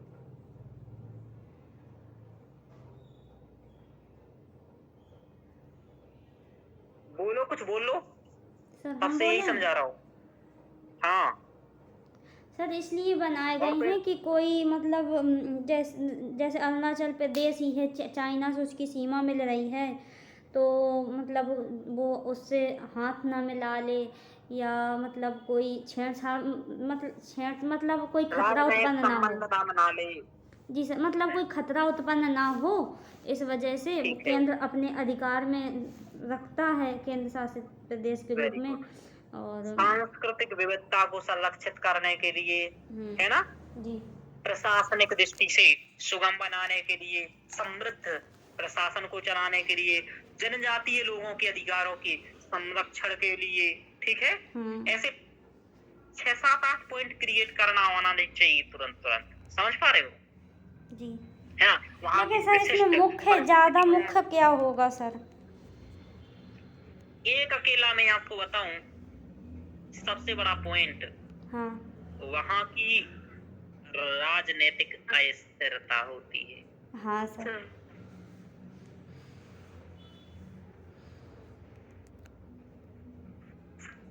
सबको उसके लेकिन इसके समय के अनुरूप बदल जाता है, मैं आपको बताऊं। जैसे कि यदि किसी क्षेत्र को बनाया जा रहा है, समझ में आ रहा, जैसे हम पीओके को कवर करते हैं, ठीक है, आज हम पीओके पर कब्जा कर लेते हैं जी उसके कहे बिना। वहां के लोगों से सबसे अच्छा कब्जा करने का तरीका होता है कि वहां के लोग तुम्हारे हाथ में हों। यदि मोदी जी 15-15 लाख बंटवा दें पीओके के व्यक्तियों में, या वहां जो कुछ लोगों को पहुंचा दें और कहें तुम्हें हम वहां रहो, घर बना के हम तुम्हें 15 लाख देंगे, बाकी तुम निपट लेना, लड़ाई होगी तो आधे भारत के लोग चले जाएंगे। समझ में आ रहा? आर्मी वाले कहेंगे लाओ हम ही दो, हम ही जाती हैं, हम ही बदला, हम ही ले लेंगे एक प्लॉट। समझ में आ रहा है? और ये पीओके में जाकर के बस जाएंगे। यहाँ किस सरकार का, यदि राज्य सरकार का रहेगा नियंत्रण, तो बहुत दिक्कत आ सकता है कि यदि मान लो चाइना दे दिया 30 लाख, तो वहां चले जाएंगे। समझ में आ रहा? हाँ सर। समझ में आ रहा? क्योंकि जो पैसे का मीत होता है वो किसी का अपना मीत नहीं होता है। फिर एक बात ध्यान रखना, तो ये कहीं भी जा सकती है। इसलिए यहाँ राज्य सरकार तो रखना अच्छा नहीं, तो यहाँ क्या रखना अच्छा होगा बताओ? यहाँ अपने होगा नियंत्रण यूटी में रखना रखना अच्छा। आवश्यक है सर। हाँ, यूटी रखना अच्छा होगा। हाँ। और इसी उद्देश्य से तो यूटी बनाया गया है। समझ पा रहे हो तुम लोग? यूटी क्यों बनाया गया है, समझो। इतना सिस्टम है यहाँ का, इतना क्षेत्र हो गया लद्दाख, और ये हो गया जी जम्मू कश्मीर। समझ में आ रहा बात? जो पीओके है वो किस में आ रहा, बोलो सर? पीओके किस में आया, लद्दाख में या जी जम्मू कश्मीर में? बोलो ना मन। पीओके आएगा लद्दाख में। कहाँ आएगा? लद्दाख। हाँ, अब जाकर के मैप देखना एक बार, लद्दाख में। अब कहीं जाकर के अमेरिका क्या कहता है, तो वो पाकिस्तान, भाई हमारा जम्मू कश्मीर का मुद्दा, तो भारत कहता जम्मू कश्मीर कहाँ है? जम्मू कश्मीर का कागज देख लो, ये हमारे पास है। तो वो कहता है तुमने लद्दाख कर दिया उसको। तो मतलब कुल मिलाकर के कि अब इतने पर सीधा क्या है, किसका कंट्रोल है बोलो? संघ सरकार का है कि नहीं है? हाँ सर। अब पीओके जब चाहे तब संघ सरकार कब्जा सकती। जब चुनाव मोदी जी नहीं जीतेंगे, कोई और मुद्दा नहीं दिखेगा, तो ये अंतिम मुद्दा है। समझ पा रहे हो? है ना? तो पीओके में घुसा दो। समझ पा रहे हो? पूरा वहीं तो जहां वो था ना लास्ट वाला, जो पाक अधिकृत कश्मीर है, सब कर दिया। वो पीला पीला दिख रहा है ना नमक ऊपर वाला, कोने वाला, हाँ, ये सब निपटा। अब मोदी जी घुसा देंगे बस वहीं के वहीं। वैसे भी तैनात है वहां। समझ पा रहे हो? अब ये कर दिया। अब जम्मू कश्मीर को तो कुछ दिन में राज्य का दर्जा मिल जाएगा। समझ पा रहे हो? क्योंकि ये बात पहले से तय है कि इसको राज्य का दर्जा मिलेगा पुनः जम्मू कश्मीर को। और ये भी कंफर्म है कि यहाँ विधानसभा है। मैंने कंफर्म कर लिया था कि विधानसभा है जम्मू कश्मीर में, ठीक है। अभी यहाँ विधानसभा नहीं है, यहाँ सीधे केंद्र सरकार शासन चलाती है। तो ये यानी कि इसका मतलब ये कि किसी राज्य को संघ क्यों नियंत्रण में रखता है, इसका राजनीतिक उदाहरण है लद्दाख। और सामरिक उदाहरण भी है लद्दाख, कि राजनीतिक स्थिरता रहे और क्या रहे, साथ ही साथ सामरिक दृष्टि से सुरक्षित रहे इसकी व्यवस्था, इसलिए यूटी बनाया गया है। लेकिन देखो कभी कभी क्या होता है कि किसी क्षेत्र में लगता है संघ सरकार को कि यहाँ की परिस्थितियां, समझ पा रहे हो, थोड़ी सी अलग हैं। जैसे उत्तर प्रदेश इतना बड़ा राज्य है, समझ पा रहे हो, उत्तर प्रदेश में से लगता है, ऐसा उदाहरण ऐसा देखते हैं, चलो छोड़ो दूसरा देखते हैं, पंजाब हरियाणा और चंडीगढ़, समझ पा रहे हो, पंजाब और हरियाणा और चंडीगढ़ में चंडीगढ़ की परिस्थितियां उसको ऐसी लगी कि भाई यहाँ कुछ अलग मामला है, प्रशासनिक दृष्टि से ठीक नहीं है, इसलिए हमें क्या करना चाहिए, इसको क्या कर देना चाहिए, एक संघ शासित प्रदेश बना देना चाहिए। तो ये प्रशासनिक महत्व की दृष्टि से बना दिया गया। समझ में आ रहा, समझ पा रहे हो? सर चंडीगढ़ संघ शासित है क्या?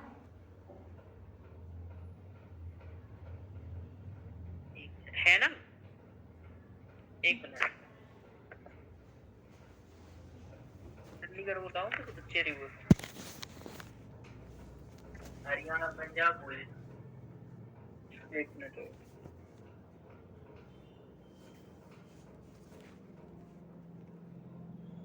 एक मिनट, अरे मैं गलती से चंडीगढ़ बोल रहा था, मैं पुडुचेरी बोलने का चाह रहा था। ठीक है ठीक है, मैं चंडीगढ़ की बात नहीं कर रहा हूँ, है ना, मैं पुडुचेरी की बात कर रहा हूँ, ध्यान रखो। जी सर। ठीक है, जी सर। हाँ, पुडुचेरी की बात कर रहा हूँ आपसे। चलिए, तो ऐसा इसलिए किया वैसे गया है सर- क्योंकि जो आप, हाँ सर हम देख रहे हैं तो पर इसमें आ तो रहा चंडीगढ़, चंडीगढ़ भी की संघ शासित प्रदेश है। एक मिनट में अभी यही देख रहा हूँ नोट्स में। दिल्ली, अंडमान निकोबार, चंडीगढ़, दादर और नागर हवेली, दमन और दीव, जम्मू और कश्मीर, लद्दाख, लक्षद्वीप, पुडुचेरी। तुम लोगों ने हमें ये कंफ्यूज कर दिया। हमारे हिसाब से भी जहां तक है ठीक है, चलिए, है चंडीगढ़ भी है, ठीक है। जी सर। हाँ चंडीगढ़ भी है, अरे देखो तुम लोगों ने हमें भी कंफ्यूज कर दिया। चलिए, तो चंडीगढ़ भी है और पुडुचेरी भी है। पुडुचेरी भी आप दिमाग ध्यान में रखिए। पुडुचेरी की दिक्कत क्या है, पुडुचेरी का एक जिला पूर्वी तट पर है तो एक जिला पश्चिमी तट पर है, ये बात मालूम है? जी सर। एक तमिलनाडु के बगल में देखो माहे डिस्ट्रिक्ट दिखेगा, यहाँ तमिलनाडु के यहाँ दिख रहा है, दिख रहा है, यहाँ गोला लगा है, गोले लगे हैं ना, नहीं ये कोने पर गोला, तट पर, मेन तट पर पुडुचेरी लिखा है, वहाँ ये गांव, यहाँ ये क्या, कौन सा डिस्ट्रिक्ट लिखा है, कौन सा लिखा है? हाँ, डिस्ट्रिक्ट का नाम कौन सा लिखा है? हाँ, हमें दो देना में, एक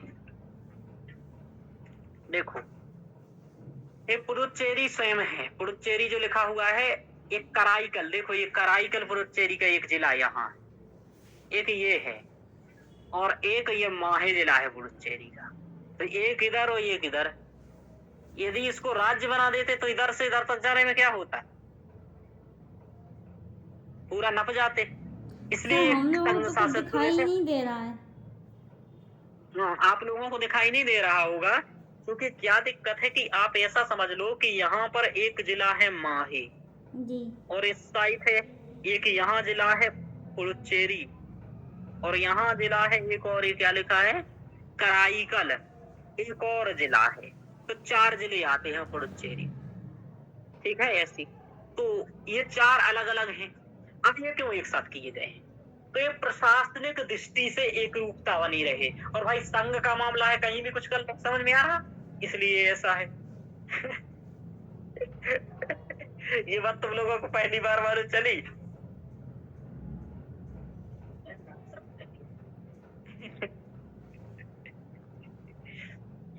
क्यों, पहले से मालूम था शिल्पा जी ये बात आपको? सुन रही हो शिल्पा जी? हाँ सर, सुन रही हूँ। हाँ, तो ये बात पहले से मालूम थी कि नहीं थी आपको? सर नहीं थी। हाँ, कि पुदुचेरी के ऐसे अलग अलग जगह पर हैं, यानी कि एक पूर्वी घाट एक पश्चिमी घाट। तो नहीं सर, इतना नहीं पता था। हाँ, पार करने में 5 दिन लग जाएंगे इधर से उधर। समझ में आ रहा? तो ये प्रशासनिक दृष्टि से तो इसके अलग अलग हो सकते हैं, राजनीतिक, सामरिक, प्रशासनिक, सांस्कृतिक विविधता की दृष्टि से। समझ में आ रहा? मणिपुर, जैसे कि मैं आपको बताऊं, मणिपुर है, मेघालय था, मिजोरम था, ये सब क्या करते थे, ये यहाँ जनजाति क्षेत्र हैं, ठीक है ना? तो ये लोग भारत, इनके हम लोगों से तौर तरीके अलग हैं, तो उन तौर तरीकों को संरक्षित करने के लिए, यानी कि ये सांस्कृतिक विविधता है, समझ पा रहे हो, को सुरक्षित करने के लिए। तो देखो उदाहरण भी आपको मिल गया, सांस्कृतिक विविधता का उदाहरण लिख लो रमन, क्या क्या लिख लोगे? वही सब लिख लो, मणिपुर, मेघालय, ये सब। सामरिक महत्व में लिख लो लद्दाख, है ना? जनजातीय लोगों के प्रति विशेष व्यवहार, वही लिख लो, मणिपुर मर गया एक दो राज्य। और राजनीतिक प्रशासनिक दृष्टि से लिख लो, जैसे पुदुचेरी लिख लो, चंडीगढ़ लिख लो, ये सब लिख लो। तो ये हम लोगों ने लिखा। तो इतना समझ में आया कि नहीं आया? जी सर, आया। चलिए, हाँ, तो कुछ कुछ आप लोगों को ये मेंस के लिए आवश्यक है कि संघराज्य क्षेत्र बनाए क्यों जाते हैं, तो इसलिए बनाए जाते हैं कि भाई कुछ ये आवश्यक है। उच्च न्यायालय वाले संघ राज्य थे दिल्ली, जम्मू कश्मीर तथा लद्दाख। जम्मू कश्मीर उच्च न्यायालय, जम्मू कश्मीर राज्य संघ राज्य क्षेत्र को लद्दाख उच्च न्यायालय है। चलिए, तो उच्च न्यायालय की बात हो रहा है कि उच्च न्यायालय वाले संघ राज्य से दिल्ली, जम्मू कश्मीर और लद्दाख, है ना, ये वाले, यानी कि ये कह रहे हैं उच्च न्यायालय किन किन इनका है, तो जम्मू कश्मीर तथा लद्दाख और दिल्ली इनका, यानी कि जम्मू कश्मीर का उच्च न्यायालय, ठीक है, जम्मू कश्मीर संघ राज्य क्षेत्र तो लद्दाख संघ राज्य क्षेत्र, दोनों का उच्च न्यायालय ऐसा है, ठीक है। और बाकी जो ये संघ शासित प्रदेश है ना, इनके उच्च न्यायालय किसी न किसी के साथ लगे हुए हैं। चलिए आगे देखते हैं, राज्यों और संघ राज्य क्षेत्रों के संबंध में महत्वपूर्ण अवधारणाएं। देखो ये सब मैं आपको समझा चुका हूँ, अमेरिका अविनाशी, राज्यों का अविनाशी संघ, ये सब बात मैं आपको समझा चुका हूँ, ठीक है, तो मैं यहाँ नहीं समझाने वाला। देखो वही सब बातें लिखा हुआ है जो मैं पहले समझा चुका हूँ, एक बार पढ़ लीजिएगा इन चीजों जो मैंने आपको बताया ना कि भारतीय परिसंघी अमेरिकी फेडरेशन की तरह राज्यों के बीच किसी समझौते का परिणाम नहीं है, राज्यों को परिसंघ से अलग होने का अधिकार नहीं है। वही बातें जो हम बता रहे थे ना, बस ये तर्क नहीं बताए कि अम्बेडकर जी कहे। भारत को विनाशकारी राज्यों का एक अविनाशी संघ है, यही बताया था मैंने कि विनाशी राज्यों का अविनाशी संघ, और अमेरिका क्या है, अविनाशी राज्यों का अविनाशी संघ के रूप में बताया था। अमेरिकी संघीय सरकार संबंधित राज्यों की सहमति के बिना नए राज्य नहीं बना सकती या मौजूदा राज्यों की सीमाओं में भी परिवर्तन नहीं कर सकती, लेकिन भारतीय संसद ऐसा कर सकती है। चलिए, तो कुल मिलाकर के ये क्वेश्चन पूछा है यूपीएससी ने, क्या पूछा है प्रीलिम्स में, कि भारतीय राज्य इसी सहमति का परिणाम है क्या, तो आपको वहां कहना था नहीं। समझ में आ रहा? ये प्रीलिम्स में आ चुका क्वेश्चन है। चलिए, तो देखो प्रीलिम्स में बहुत अच्छे क्वेश्चन बनते हैं, दिमाग लगाने वाले। चलिए अब देखो अनुच्छेद 1 पढ़ लिया हम लोगों ने, आगे देखो बताते हैं। देखो संविधान संसद को राज्यों की सहमति के बिना नए राज्यों को बनाने, मौजूदा राज्यों की सीमाओं में परिवर्तन करने, नामों को बदलने के लिए अधिकृत करता है, अर्थात संविधान के किसी भी राज्य के अस्तित्व की क्षेत्रीय अखंडता की गारंटी नहीं देता है। कुल मिलाकर के हम ये आपको बता रहे हैं। अब मैं आपको अनुच्छेद 2 और 3 बताऊंगा। क्या बताऊंगा? अनुच्छेद, इसने स्पष्ट अनुच्छेद नहीं लिखा है यार, हाँ ये लिखा है, चलो हाँ लिखा है। तो पहले अनुच्छेद में क्या लिखा हुआ है बोलो? संघ का नाम और राज्य के बारे में। हाँ, दूसरे अनुच्छेद में लिखा है नए राज्यों का प्रवेश या स्थापना। यदि नए राज्यों की स्थापना करनी है या नए राज्यों का प्रवेश सुनिश्चित करना है तो ये अनुच्छेद 2 में है। कहाँ है? अनुच्छेद 2 में है। देखो जैसे सिक्किम को एक संघ से में जोड़ा जाएगा, यानी कि सिक्किम को एक संघ में जोड़ा जाएगा, ऐसा पहला था, है ना?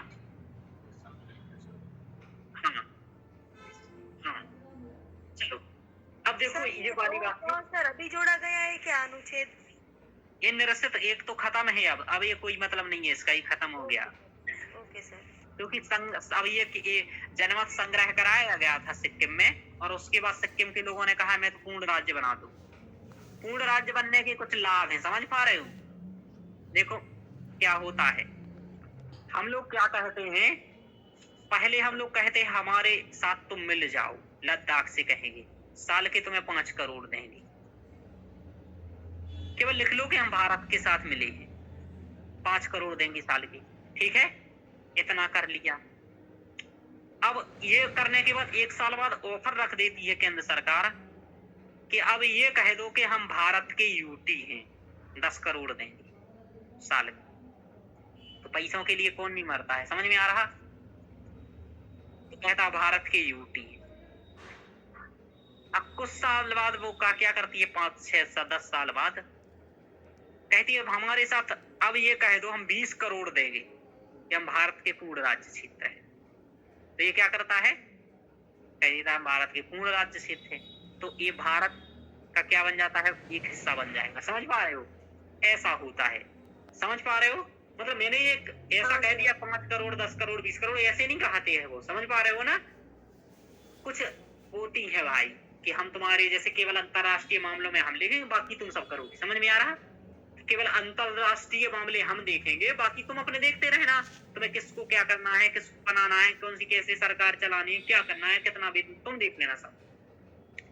यानी कि उंगली पकड़ो हाथ पकड़ो, बाद में गला पकड़ करके बेच जाओ, अब कहाँ जा रहा है, इधर आ। तो ये वाली बात है। आगे चलते। तो नए राज्यों का यदि स्थापना करना है या नए राज्यों को प्रवेश देना है तो हमें अनुच्छेद 2 का उपयोग करना होगा। लेकिन अनुच्छेद 3 वेरी इंपॉर्टेंट है।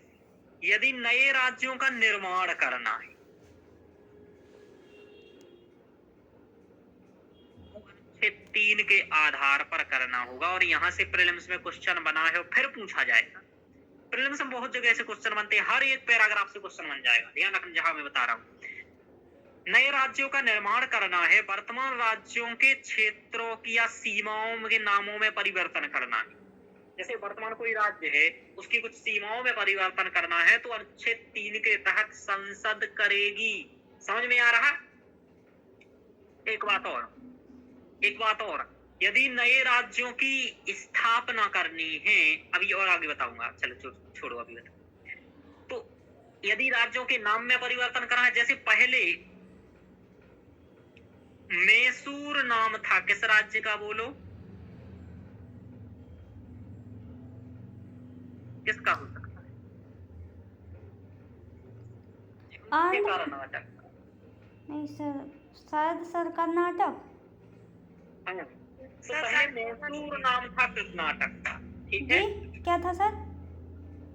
मैसूर। और फिर बाद में क्या कर दिया गया, 1 मिनट में कंफर्म कर लूं तो थोड़ा सा आप लोग, हाँ वेरी गुड, मैसूर नाम था, ठीक है? और मद्रास नाम किसका था? तमिलनाडु का। तो ये मद्रास राज्य अधिनियम 1968 के माध्यम से मद्रास का नाम तमिलनाडु कर दिया गया, ठीक है? मैसूर राज्य अधिनियम 1973 के माध्यम से मैसूर का नाम कर्नाटक कर दिया गया, और उड़ीसा अधिनियम 2011 के माध्यम से उड़ीसा का नाम बदल करके ओडिशा कर दिया। तो अब आपको उड़ीसा नहीं कहना है, ओडिशा कहना है। क्या कहना है? ओडिशा। तो ओडिशा करना। अभी वो चाह रहा है पश्चिम बंगाल, लेकिन ऐसा हो नहीं पा रहा है कि बांग्लादेश का नाम बदल करके बांग्ला कर, सॉरी पश्चिम बंगाल का नाम बदल करके बांग्ला कर। लेकिन मोदी जी, चूंकि दिक्कत क्या है कि अनुच्छेद 3 के तहत ये काम केवल केंद्र सरकार कर सकती है, वहां है ममता जी, तो इसलिए चेंज हो नहीं पा रहा है। हो जाएगा, योगी को भिजवा। हाँ भिजवा। तो चेंज हो जाएगा, तो इसलिए वो हो नहीं पा रहा है। तो देखो तुम लोगों को एक दो उदाहरण भी रखना चाहिए, इसलिए मैं नहीं, जैसे क्षेत्रों का एक बात और, अनुच्छेद 3 के तहत यदि वर्तमान राज्य क्षेत्रों के सीमाओं में परिवर्तन करना है या नाम इत्यादि में परिवर्तन करना है, तो यदि हम पूछ लेते हैं किसी राज्य से कि भाई हम तुम्हारे यहाँ इसमें परिवर्तन कर रहे हैं, कोई दिक्कत तो नहीं है, तो पूछ लें, लेकिन आवश्यक नहीं है पूछना अनुच्छेद 3 के तहत। लेकिन अनुच्छेद 2 के तहत जब नए राज्यों की स्थापना कर रहे हैं या प्रवेश कर रहे हैं, तो एक बार हमें विधेयक भिजवाना पड़ता है उनके पास। लेकिन ये विधेयक एक सीमित अवधि डिसाइड करेगा राष्ट्रपति। जैसे कि एक नए राज्य का निर्माण करना है, मान लो तेलंगाना का, समझ में आ रहा, तेलंगाना से संबंधित वो जो बात है वो भिजवाई जाएगी कहां पर, आंध्र प्रदेश को। लेकिन राष्ट्रपति कह देगा 15 दिन के अंतर्गत बता देना तुम। यदि इसने 15 दिन के अंतर्गत बता दिया, ऐसा डिसाइड नहीं है कि 15 ही दिन के अंतर्गत, राष्ट्रपति जितना कहना चाहे, 15 दिन, 2 दिन, 1 दिन, जितना भी। तो नहीं सर, शायद समय डिसाइड है सर। नहीं, ऐसा कोई समय डिसाइड नहीं है, ठीक है। अच्छा जी, ध्यान रखो, कोई समय डिसाइड नहीं है, राष्ट्रपति जैसा जो कह दे। और ये हाँ कहता है तो ठीक है, ना कहता है तो भी कोई दिक्कत नहीं। समझ पा रहे हो? जी सर। वो बदलाव कर लेगा। दो के तहत मानो कि 3 के तहत? देखो, नए राज्यों का निर्माण क्या होता है, अनुच्छेद 3 के तहत तेलंगाना बना। क्यों बना, इसका कारण बताता। क्योंकि पहले से यदि कोई राज्य हो और उसकी सीमाओं में परिवर्तन करके नए राज्य का निर्माण करना हो, समझ में आ रहा, तो ये अनुच्छेद 3 का प्रयोग होगा यहाँ पर। लेकिन वहीं पीओके को बनाना हो तो अनुच्छेद 2 का प्रयोग हो जाएगा। चलिए, लेकिन 2 और 3 का प्रयोग पूर्णतः अलग अलग नहीं है। समझ पा रहे हो? जी सर। हाँ, राज्य का निर्माण करना ही या स्थापना करना है, बात एक ही होती है। चलो, तो अलग अस्तित्व तो नहीं समझेंगे आप, चलो मिला जुला समझेंगे। लेकिन यदि नाम में परिवर्तन करना है, राज्य क्षेत्र में परिवर्तन करना है, तो राज्यों के मामले में उपयुक्त परिवर्तनों पर विचार करने वाला विधेयक राष्ट्रपति की पूर्व सिफारिश के साथ ही संसद में पेश किया जाएगा। ये तथ्य पर 5 स्टार लगा लीजिए, प्रीलिम्स के लिए पूछा ही जाता है कि ऐसे कौन कौन से विधेयक हैं जो राष्ट्रपति की पूर्व अनुमति के पश्चात ही प्रस्तुत किए जाते हैं। और तो ये अनुच्छेद 3 के तहत किसी राज्य क्षेत्र का नाम परिवर्तित करना है या कुछ भी करना है, नए राज्य का निर्माण करना है, तो राष्ट्रपति की पूर्व सिफारिश के बाद विधेयक या तो राज्यसभा में या लोकसभा में, दोनों में से कहीं भी प्रस्तुत किया जा सकता है। एक बात और ध्यान रखना, इससे संबंधित जो शक्ति है वो राज्यों की विधानसभा के पास नहीं है। तीसरी बात ध्यान रखना कि इसके लिए विशेष बहुमत की आवश्यकता नहीं है। इसके लिए किस चीज की आवश्यकता है? साधारण बहुमत। जी सर। ये काम सब साधारण बहुमत के तहत होगा। अब जो मैंने बहुमत याद कराए थे वो याद है क्या? पूछ लिया जाए क्या? चलो, समय बर्बाद नहीं करूंगा, याद कर लेना, रिवीजन कर लेना एक बार बहुमत वगैरह। आगे पूछूंगा, अभी मैं पूछ नहीं रहा हूँ। तो साधारण बहुमत है। चलिए, तो ये बात मालूम चल गया। ये प्रीलिम्स में बहुत इंपॉर्टेंट तथ्य है सभी कि राष्ट्रपति को विधेयक पर सिफारिश करने से पहले एक बार संबंधित राज्य विधानमंडल के पास भेजना होता है। राष्ट्रपति या संसद राज्य विधानमंडल के विचार स्वीकार करने के लिए बाध्य नहीं है। समझ में आ रहा? यानी कि विचार करने के बाद कुछ कहा राज्य ने, जैसे तेलंगाना जब बन रहा था तो इससे आंध्र प्रदेश असंतुष्ट था, उदाहरण लेकिन फिर भी तेलंगाना का निर्माण हो गया। तो ये उदाहरण है कि यहाँ, अब देखो यहाँ क्या दिखाता है कि हमारे यहाँ संघात्मक व्यवस्था में एकात्मकता का लक्षण है कि नहीं है? अनुच्छेद 3 क्या है बोलो? जब पूछे हमारी संघीय प्रणाली सशक्त केंद्र के पक्ष में भी है तर्क 2, तो अनुच्छेद 3 का तर्क दे सकते हो, 3 का तर्क दे सकते हो। तो ये बात यदि आप लोग समझ पा रहे हो तो अच्छी बात है, नहीं समझ पा रहे हो तो मैं क्या ही कर सकता हूँ। कि देखो केंद्र के पक्ष में अनुच्छेद 3 झुका हुआ है, यहाँ राज्यों को कोई अधिकार नहीं है, केवल पूछ ले रहे हैं, केवल फॉर्मेलिटी के लिए। समझ पा रहे हो, औपचारिकताएं हो रही है। संघ राज्य क्षेत्रों के मामले में विधेयक को संबंधित विधायिका के विचार के जानने के लिए उसके पास भेजने की आवश्यकता नहीं है, क्योंकि संसद स्वयं ऐसी कोई भी कार्रवाई कर सकती है जो उसे समझे। समझ में आ रहा? तो यदि दिल्ली की सीमा में परिवर्तन करना है तब पूछने की जरूरत नहीं, क्योंकि संघीय सरकार वहां का मालिक है, तो दिक्कत नहीं। तो ये हो गया अनुच्छेद 3। अनुच्छेद 4 देखो, अनुच्छेद पढ़ा दूं चारों, समझ में आ रहा? फिर मैं आपको इसकी और बातें पढ़ाऊंगा। 4 में क्या है, अनुच्छेद में 4 में क्या लिखा हुआ है? पहली और चौथी अनुसूची के संशोधन करने तथा अनुपूरक आनुषंगिक और परिणामिक विषयों का उपबंध करने के लिए अनुच्छेद 2 और अनुच्छेद 3 के अधीन बनाए गए कानून कुछ नहीं। अनुच्छेद 4 में ये लिखा है कि जो अनुच्छेद 2 है और अनुच्छेद 3 के अधीन बनाए गए कानून को अनुच्छेद 368 के तहत संशोधन नहीं माना जाएगा। यानी कि इसका मतलब समझ पा रहे हो? यानी कि अनुच्छेद 2 और 3 के तहत यदि कोई बदलाव कर रही है संघ सरकार, तो जरूरी नहीं है कि अनुच्छेद 368 के तहत माना जाए। क्यों? क्योंकि यदि 368 के तहत माना जाएगा तो विशेष बहुमत होता है, विशेष बहुमत की जरूरत पड़ेगी, और इसलिए 2 और 3 में बदलाव करने के लिए विशेष बहुमत की जरूरत ना पड़े, इसलिए अनुच्छेद 4 जोड़ा गया है। समझ पा रहे हो? हाँ सर। हाँ, तो ये अनुच्छेद 4 है, यानी कि इसके लिए साधारण बहुमत की आवश्यकता है, बस ध्यान रखना ये बात। और चारों अनुच्छेद में क्या कहा गया है, ये बात आपको दिमाग में रट के रखनी है, क्योंकि आपको बताऊं जो मैं पढ़ा रहा हूं, अनुच्छेद 1 से लेकर के 51 तक एक एक अनुच्छेद आपको लगभग याद होना चाहिए। और ये ऐसा कहती नहीं है यूपीएससी की याद करो, लेकिन बिना याद करे ना आप मेंस लिख पाएंगे ना आप प्रीलिम्स दे पाएंगे ढंग से। क्यों? क्योंकि जरूरत पड़ती है इनकी।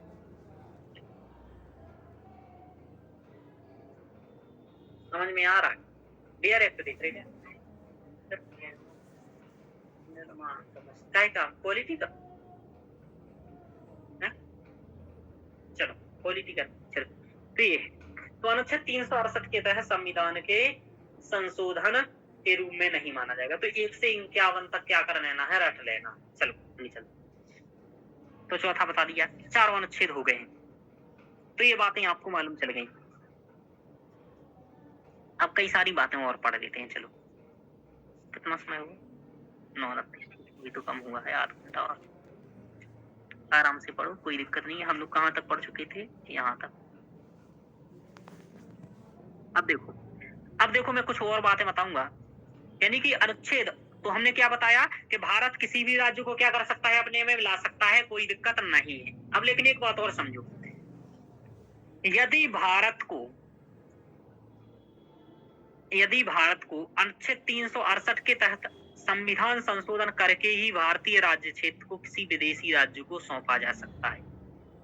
यानी कि किसी विदेशी राज्य को यदि भारतीय क्षेत्र को सौंपना है तो उसके लिए लेकिन अनुच्छेद 368 के तहत संविधान संशोधन करना पड़ेगा। ये प्रश्न कभी आप लोगों को हमने ये पढ़ाया हो कि राष्ट्रपति सर्वोच्च न्यायालय के न्यायाधीश से सलाह मांग सकता है? हाँ सर, पढ़ाया है।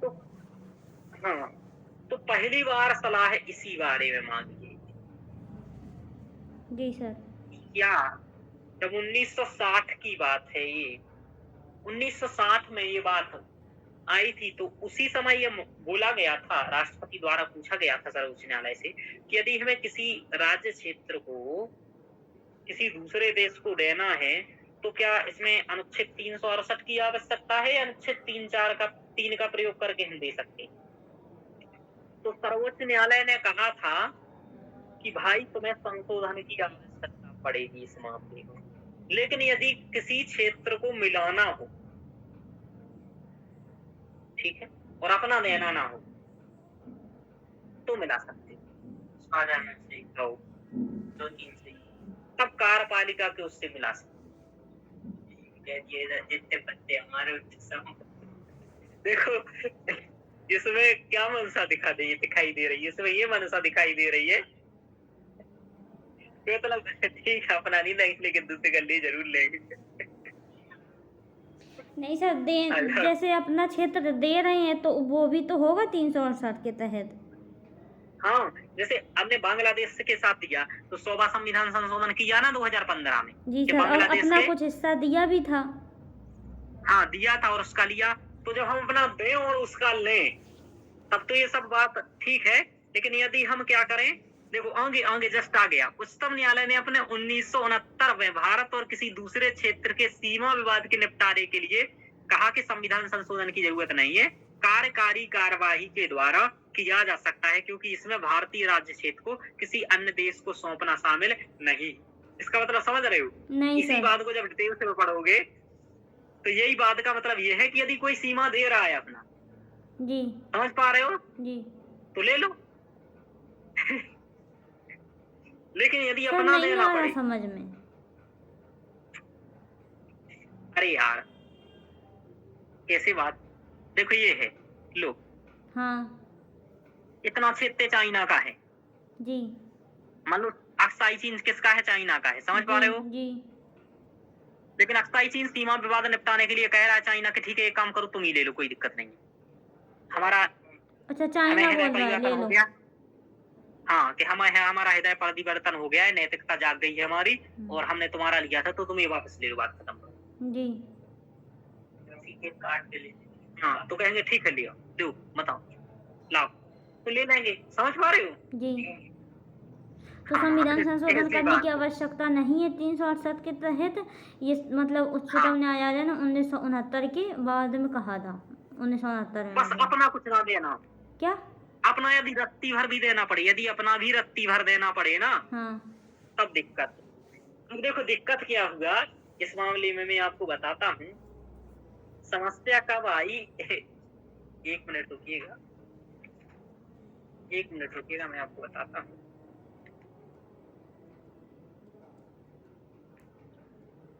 क्या हुआ कि हमने, तो ये तो आप लोगों को मालूम चल गया कि 1960 में पहली बार नेहरू ने और नून समझौता हो रहा था, तभी ये पूछा था और बेरूबारी संघवाद में ये मामला हुआ था कि उच्चतम न्यायालय ने पूछा था, राष्ट्रपति द्वारा एक परामर्श के रूप में उच्चतम न्यायालय से पूछा गया था कि केंद्र सरकार द्वारा जो ये समझौता हो रहा है तो इस मामले में क्या हो सकता है, यानी कि हम ले सकते हैं क्या अनुच्छेद 3 के तहत, तो वो तो मैंने बता दिया आपको। अब मैं ये बताना चाह रहा हूँ क्या हुआ कि कच्चा तिबू द्वीप है एक, क्या है, कैसे याद रखोगे, कच्चा तिबू द्वीप। इसके बारे में क्या हुआ था, ये 1974 में श्रीलंका को भारत ने दे दिया था, और 1974 में कौन था, इंदिरा गांधी। इंदिरा गांधी। तो ये पोस्ट मैंने परसों नरसों कहीं मोदी जी के ट्विटर पर देखी, मोदी जी के मेन चैनल पर शायद। मोदी जी कह रहे हैं कि कच्चा तिबू द्वीप भारत का था, लेकिन इंदिरा गांधी ने किसे दे दिया, श्रीलंका को। श्रीलंका को। और ये किसी संविधान संशोधन के द्वारा नहीं, और ऐसा केस ये कार्यकारी आदेश के द्वारा दे दिया गया।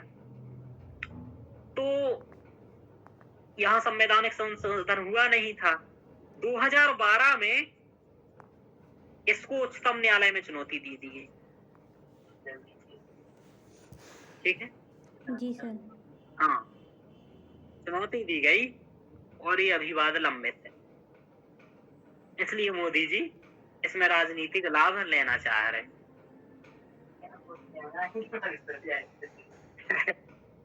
ठीक है, लेकिन आपको बताऊं ये दिक्कत ये है, हमने आज सर्च किया था, तुम्हें बताऊं देखा था, तो उस पर मुझे कोई दिखा नहीं यार, वो मतलब बसा हुआ कोई नहीं दिखा कच्चा द्वीप। ये क्या है कि जो अपना धनुषकोटी है ना, हाँ उसके सर। थोड़े से आगे है, इतना छोटा सा है, और जहां तक मुझे वो समझ में आया, ये कहना तो ठीक नहीं है, लेकिन मुझे यही समझ में आया कि वो उसी का है, क्योंकि उसका जो श्रीलंका का कुछ कुछ भाग है ना, वो ऐसा ऐसा आया हुआ है।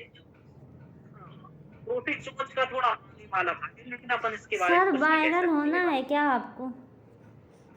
हाँ, करे तो सर कोई वायरल होना हाँ। तो इसी की इतनी शॉर्ट करके काट कर डाल दीजिएगा सर।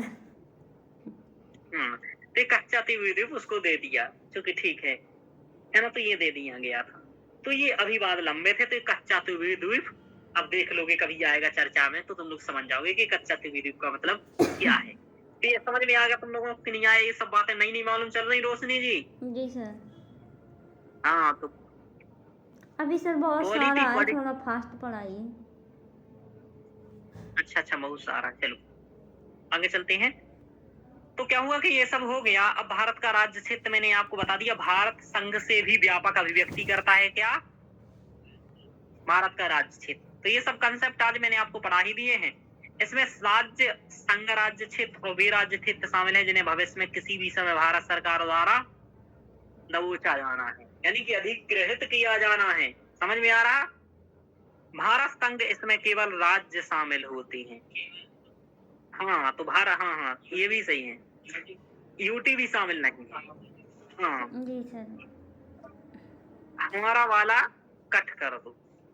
जैसे सर पीओके आ जाएगा इसमें राज्य क्षेत्र में। हाँ, भारत संघ का मतलब ये है, क्योंकि ये केंद्र और राज्य ले रहा है, तो केंद्र में ही केंद्र शासित प्रदेश को ले रहा है। समझ पा रहे हो? ये उसको अलग से नहीं रख रहा है, मतलब इसको संघीय प्रणाली के रूप में ले रहा है। समझ पा रहे हो? केंद्र और संघ, बस राज्य और संघ, बाकी इसके अलावा कोई नहीं। समझ पा रहे हो? तो उसको उसने सब केंद्र में ले लिया। चलो, तो केवल राज्य शामिल है, तो व्यापक अवधारणा हो गया। चलो आगे चलते। देखो, ये हम लोगों ने समझ लिया। अब क्या हुआ? अब सबसे बड़ी बात ये है, हमारा जो भारत के राज्य वर्तमान में कितने हैं? कितने केंद्र 28। शासित प्रदेश हैं?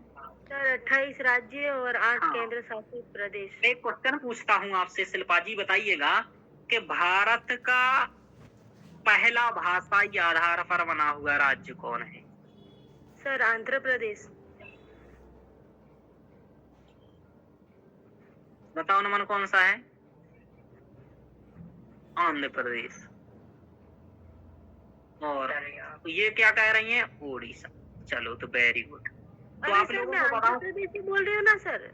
हाँ, तो मैं आपको बताऊं, पहला राज्य उड़ीसा।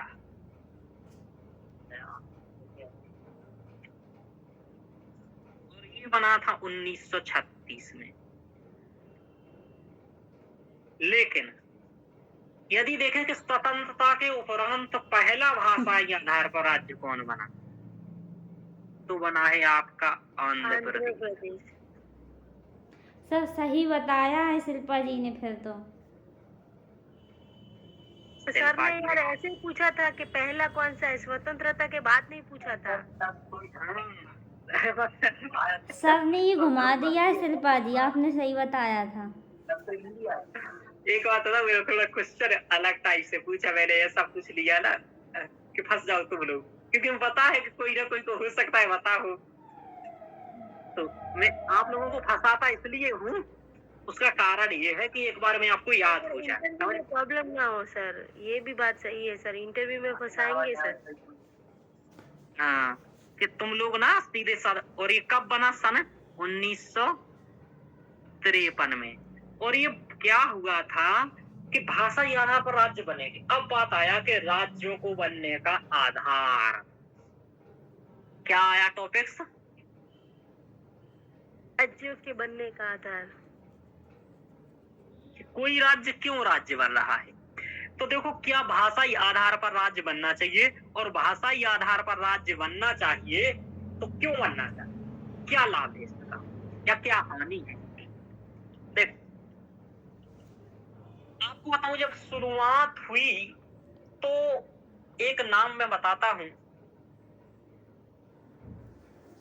बहुत आंदोलन हो रहा था भाषाई आधार पर राज्यों के गठन का। आपको बताऊं, इतनी सारी रियासतें थी, और रियासतें एक भारत में एक तरीके से सब सम्मिलित होने को तैयार नहीं थी। तब दिक्कत ये थी कि इन्हें शामिल कैसे किया जाए। तो शुरुआत में जब स्वतंत्र हुआ भारत जस्ट, उसी समय क्या किया कि ये किया कि हम लोगों ने क्या किया कि ABCD जो कल बताया था आपको, 4 भागों में बांट करके राज्यों को बना लिया आपने। और इसमें कुछ को पूर्ण राज्य, कुछ को आधा राज्य, कुछ को बिल्कुल राज्य, कुछ को यानी कि जिस तुम हमारे अंदर आ जाओ, कैसे भी आ जाओ। समझ में आ रहा शिल्पा जी, रोशनी जी? जी सर। हाँ सर। तो बस ये कह दो कि हम भारत के अंतर्गत हैं और भारत तुम्हारी अंतरराष्ट्रीय राजनीति देखेगा। अंतरराष्ट्रीय राजनीति का मतलब सीधा साधा विदेशी मामले, रक्षा क्षेत्र, आंतरिक मामले, ठीक है। और इसमें सबसे बड़ा है कि विदेशी मामले। समझ में आ रहा? बस इतना मान जाओ और बाकी शर्तें ठीक थी। तो ये ABCD 4 राज्य बना करके स्टार्ट हो गया। लेकिन अभी चूंकि राज्यों का पुनर्गठन करना था, चूंकि राज्यों का सही से बंटवारा था नहीं और सभी लोग इससे संतुष्ट थे नहीं, तो कई लोगों ने आंदोलन किया। चूंकि हमारे यहाँ क्षेत्रवाद ज्यादा है, समझ पा रहे हो, और भाषावाद ज्यादा है। और चूंकि लोग कहते हैं जननी जन्मभूमि स्वर्गादपि गरीयसी, ऐसा इसलिए कहते हैं, सबसे बड़ा कारण भाषा है। वहां का परिवेश है। तो जहां का और ये परिवेश भाषा को बहुत वो करता है कि एक टाइप के लोग हैं जैसे बुंदेलखंडी। समझ पा रहे हो? बुंदेलखंड एक राज्य, एक बोली के आधार पर बुंदेलखंड की बात हो रही है। समझ पा रहे हो? ना कि एक क्षेत्र के आधार पर। समझ पा रहे हो? अब ये इसी आधार पर होने लगा और ये बहुत, तो इसके लिए क्या किया गया कि एक आयोग का गठन किया गया और तुरंत किया गया 1948 में ही कि भाई तुम मुझे विचार करके बताओ कि क्या भाषाई आधार पर राज्यों का गठन ठीक रहेगा या फिर किन आधारों पर राज्यों का गठन करना ठीक रहेगा। तो पहला जो आयोग बना वो बना धर आयोग। कौन सा आयोग बना? धर आयोग बना। हाँ, तो ये समझ में आया? पहला आयोग कौन सा बना? धर आयोग। हाँ, वैसे इनका नाम क्या था मैं आपको बताऊं। इनका नाम ये था, पूरा नाम इनका ये था। किसका सर? एक मिनट रुकिएगा। धर का एस के धर, ठीक है ना? जी सर। इनका नाम एस के धर था, है ना? और इन्हीं ये आयोग 1948 में बना। देखो ये लिखा हुआ है, ये लिखा हुआ है 1948 में अपनी रिपोर्ट प्रस्तुत की। फिर यानी कि ये बना और इसने फिर अपनी रिपोर्ट प्रस्तुत की। तो थोड़ा सा पहले ही बन गया था, ठीक है। और फिर इसने रिपोर्ट प्रस्तुत की तो इसने सिफारिश ये की कि हमें भाषाई आधार की जगह है प्रशासनिक आधार के, प्रशासनिक सुविधा के आधार पर निर्माण करना चाहिए। क्या कहा इसने? बोलो। प्रशासनिक सुविधा के आधार पर राज्यों का गठन करना चाहिए। लेकिन लोग मानने को तैयार नहीं थे। फिर इसके बाद एक समिति बनी JVP। इसमें 3 लोग थे, जवाहरलाल नेहरू, वल्लभ भाई पटेल और पट्टाभी सीतारामैया। तो JVP इसने भी ये स्वीकार किया, राज्यों के पुनर्गठन के आधार पर ये कहा कि औपचारिक रूप से अस्वीकार कर दिया, यानी कि राज्यों के पुनर्गठन के आधार के रूप में औपचारिक रूप से अस्वीकार कर दिया। कुल मिलाकर के इसी टाइप का इन्होंने दिया, ठीक है। तो इसने क्या दिया कि तेलुगु भाषी क्षेत्रों को अलग करके। लेकिन क्या हुआ कि इस समय क्या हुआ, इन लोगों को भी ऐसे ही विचार था 3 लोगों का कि ये सब हो जाए, लेकिन आंदोलन बहुत तेजी से चल रहा था। क्या हो रहा था? आंदोलन बहुत तेजी से चल रहा था। और तब सबसे बड़ी दिक्कत आया जब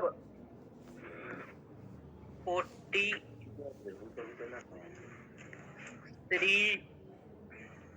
रामुलु मृत्यु हो गई अनशन करते करते भाषाई राज्य बनाने की। मतलब ये मर गए अनशन करते करते, भाषाई आधार पर बनेगा। तो बहुत जरूरी हो गया कि भैया बनाना पड़ेगा। और अक्टूबर 1953 में भारत सरकार को मद्रास राज्य से तेलुगु भाषी 16 राज्य क्षेत्रों,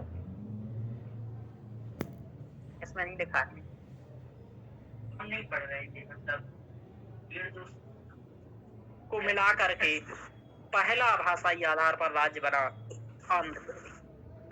समझ में आया? क्या सर? तो इस आधार पर आंध्र प्रदेश राज्य बनाया गया। तो ये ध्यान रखना। हाँ सर। आगे चलते हैं। तो मैं कुछ एक्स्ट्रा कंटेंट बोल रहा हूँ, क्योंकि मैं आपको बताऊँ, मैं थोड़ा सा डिटेल्स में पढ़ के ये सब आता हूँ, और चूंकि जितना आप लोगों को जरूरी हो उतना बता देता हूँ, बाकी फिर मैं तो बहुत सारी ये सब पढ़ लेता हूँ डिटेल्स में, लेकिन इतना डिटेल पढ़ने की जरूरत है नहीं, है ना, फालतू का। मैं इसलिए पढ़ लेता हूँ चूंकि ठीक है।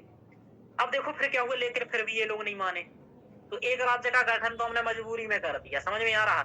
लेकिन ये इसका मतलब ये नहीं कि दबाव में करने का मतलब वो आधार सही हो।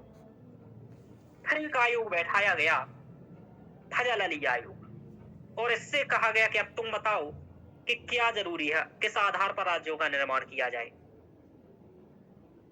तो इन्होंने एक भाषा एक राज्य के सिद्धांत को अस्वीकार कर दिया, और राज्यों और राज्य क्षेत्र के 4 स्तरीय वर्गीकरण को बताया कि 4 तथ्य देख करके अपन 4 आधार बनाएंगे। क्या करेंगे? 4 आधार। राज्यों और राज्य क्षेत्रों के 4 स्तरीय वर्गीकरण को समाप्त करने का सुझाव दिया। अच्छा था, हाँ वो ठीक है, वो बात ये बहुत अलग अलग, हाँ ठीक है। मैं ये बात समझा रहा हूँ, ये भी बात सही लिखी है, जो मैं बता रहा हूँ वो अलग बात बता रहा हूँ। मैं ये बता रहा हूँ, उन्होंने ये कहा था कि भाई 4 आधारों पर राज्य बनाना है, वो 4 आधारों के आधार पर अब राज्य बनेंगे, भाषाई आधार पर नहीं बनेंगे। वो 4 आधारों में एक आधार भाषा भी था, ठीक है।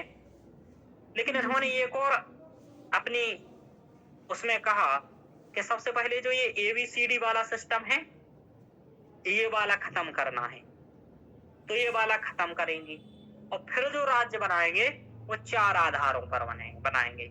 वो आगे देखेंगे। यह आयोग दिसंबर 1993 में गठित हुआ। सदस्य फजल अली अध्यक्ष थे। सर 1953। हाँ 53।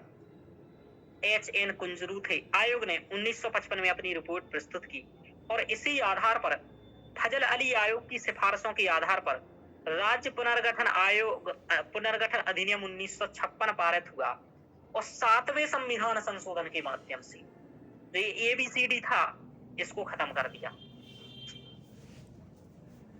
ठीक है। और इसी के आधार पर 7वें संविधान संशोधन में 14 राज्यों और 6 संघ राज्य क्षेत्रों का निर्माण किया गया, यानी कि तो 6 केंद्र शासित प्रदेश और 14 राज्य बनाए गए। तो ये वाली बात है। अब इन्होंने अनुशंसा क्या किया, अब देखो ये वाला हो गया, समझ में आ रहा। तो ये राज्य क्षेत्र देखो ये लिखे हुए हैं 1956 के आधार पर, ये संघ राज्य क्षेत्र ये लिखे हुए हैं, देखो आंध्र प्रदेश, असम, बिहार, मुंबई, जम्मू कश्मीर, केरल, मध्य प्रदेश, मद्रास, मैसूर, ओडिशा, पंजाब, राजस्थान, उत्तर प्रदेश, पश्चिम बंगाल। और बाकी जो संघ राज्य क्षेत्र थे देखो उस समय कितने सारे थे, जितने देखो अंडमान निकोबार, दिल्ली, हिमाचल प्रदेश, लक्षद्वीप, विनिकाय द्वीप, अमिनी द्वीप, मणिपुर, त्रिपुरा, ये सब थे। तो इस टाइप से थे। अब देखो आगे चलते हैं। तो ये समझ में आया क्या हुआ? जी सर। राज्यों का पुनर्गठन किया गया। अब देखो राज्यों का पुनर्गठन किया गया, राज्यों का पुनर्गठन कर दिया गया। ये सब प्रीलिम्स के लिए ध्यान रखना है। फजल अली आयोग, उधार आयोग किससे संबंधित है? राज्यों के पुनर्गठन के संबंधित। धारा आयोग की क्या अनुशंसा थी, किस आधार पर बनाए जाएं? हाँ बस यही नमन गलत करके आ जाना है, प्रशासनिक आधार पर। फजल अली आयोग का क्या था? नहीं, 4 आधार पर राज्यों का गठन होगा, उसमें से एक भाषा हुई होगा। तो देखो वो 4 आधार इन्होंने दिए नहीं है, तो अब ये करके लिख दो। इन्होंने पहला कहा कि भाषाई और सांस्कृतिक एक रूपता पहला आधार होगा। क्या होगा? अब ये लिखना पड़ेगा, इसमें हो सकता है इसमें लिखा ना हो, इसने हाँ इसने नहीं लिखा। चलो इन्हें नहीं लिखा तो मैं आपको बता देता हूँ। भाषाई भाषा मैंने बोल दिया, और क्या बोला? सांस्कृतिक एक रूपता, भाषा एवं सांस्कृतिक एक रूपता। और जो नहीं लिख रहा है ना, उसको नोट्स में लिखना पड़ेगा बाद में लेक्चर देख करके। चलो, तो बाद के लेक्चर के चक्कर में ना पढ़ा करो, बाद देख लिया करो और या फिर लिख लिया करो। दूसरा ध्यान रखा जाएगा, राष्ट्रीय एकता की रक्षा।